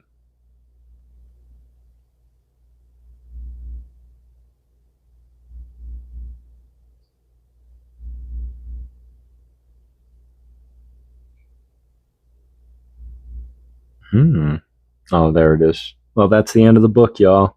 I appreciate you hanging with me. Daffy Duck is the wizard. To finishing the book, got you. Seth, what's going on, man? It's good to see you. It's really good to see you. I hope you're doing well, brother. So that's the end of the book, The Road to Oz. The next book in this series is The Emerald City of Oz.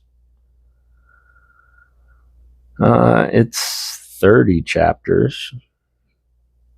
I'll think of something, a nice little mix-up to do. But I always like to read the author note as well, real short blurb. And then we will look for someone to raid, mods, if you can find someone, to see if they're still live. I know it's a little late, but it says author's note. Perhaps I should admit on the title page that this book is by Frank Baum and his correspondence, for I have used many suggestions conveyed to me in letters from children. Once on a time, I really imagined myself an author of fairy tales, but now I am merely an editor, private secretary for a host of youngsters whose ideas I am requested to weave into the thread of my stories. These ideas are often clever, they are also logical and interesting, so I have used them whenever I could find the opportunity. And it is but just that I acknowledge my indebtedness to my little friends. What imaginations these children have developed. Sometimes I am fairly astounded by their daring and genius. There will be no lack of fairy tale authors in the future, I am sure. My readers have told me what to do with Dorothy and Aunt Em and Uncle Henry, and I have obeyed their mandates. They have also given me a variety of subjects to write about in the future, enough, in fact, to keep me busy for some time. I'm very fond of this alliance. Children love these stories because children have helped create them. My readers know what they want to realize, and I try to please them. The results of this very satisfactory to the publishers, to me, and I am quite sure, to the children. I hope, my dears, it will be a long time before we are obliged to dissolve partnership. L. Frank Baum, Coronado, 1910. Ooh, looks like we get to start back up with the Gnome King. I'm all right with that. I am all right with that. But y'all, this has been absolutely wonderful. I did not expect waking up this morning and being excited to sit down and do my relax and read stream that it would end with a massive raid from ALB. And not only that, but 72 people still hanging around in the chat, y'all. It is humbling to say the least, and this for sure is going to put me well over my hours for watch time and monetization for YouTube.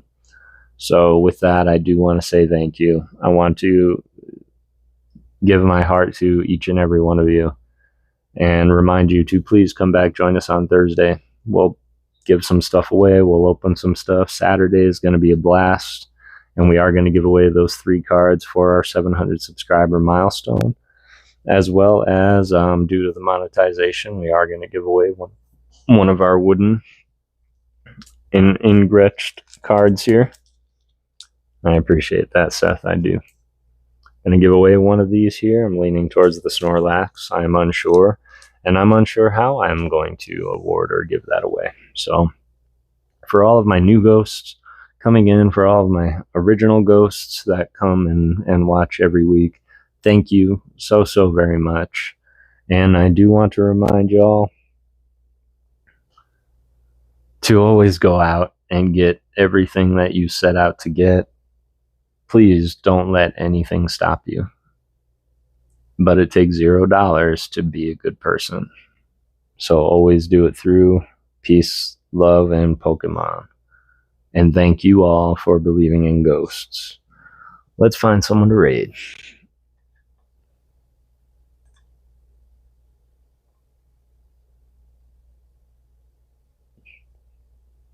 Is Vicarious still on?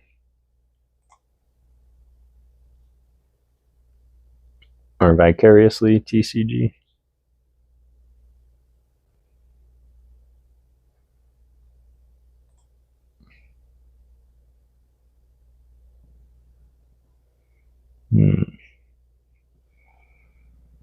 Lost Hero has their overnight slab race. Just enter. It's free to be nice. You know it. Yeah, let's bless Vicariously. There's 65 of us here in the chat. Good night, Ghost fam. Or morning. I'm going to eat some stuff and probably pass out shortly after the raid. This was a great night, but I just read 2 streams worth of chapters in one. So, but it was definitely an occasion to do so. I have almost 400 views on this video alone already. So that I can't thank you enough. Let's do Vicariously. We're going to grab the link for y'all. And if you could, go ahead and just pop over there real quick. say Pokey Ghost Raid. Wish him the best of luck. I do believe he is a rip and shipper, as well as he does do some giveaways from time to time. Mike Zards, what's going on, man? Oi, we're just ending up, man, but I super appreciate you popping in. Mikey, little Mikey, I think he likes it. It was, no, I super appreciate you all. Let's go ahead, let's go on over there and let's raid.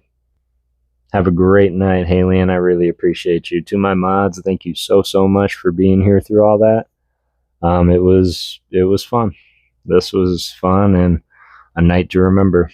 One of the best reading streams. Nike does like it. I do. Excellent. But again, thank you all for believing in ghosts. Have a beautiful rest of your night, y'all. Let's go raid.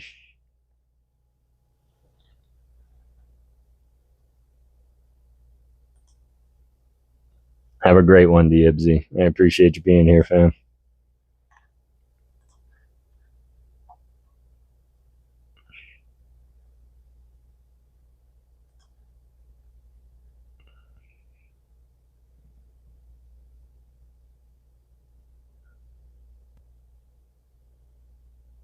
And congrats on 500, Diebsy. I heard that today, too. But have a beautiful rest of your night, y'all. This is just the beginning.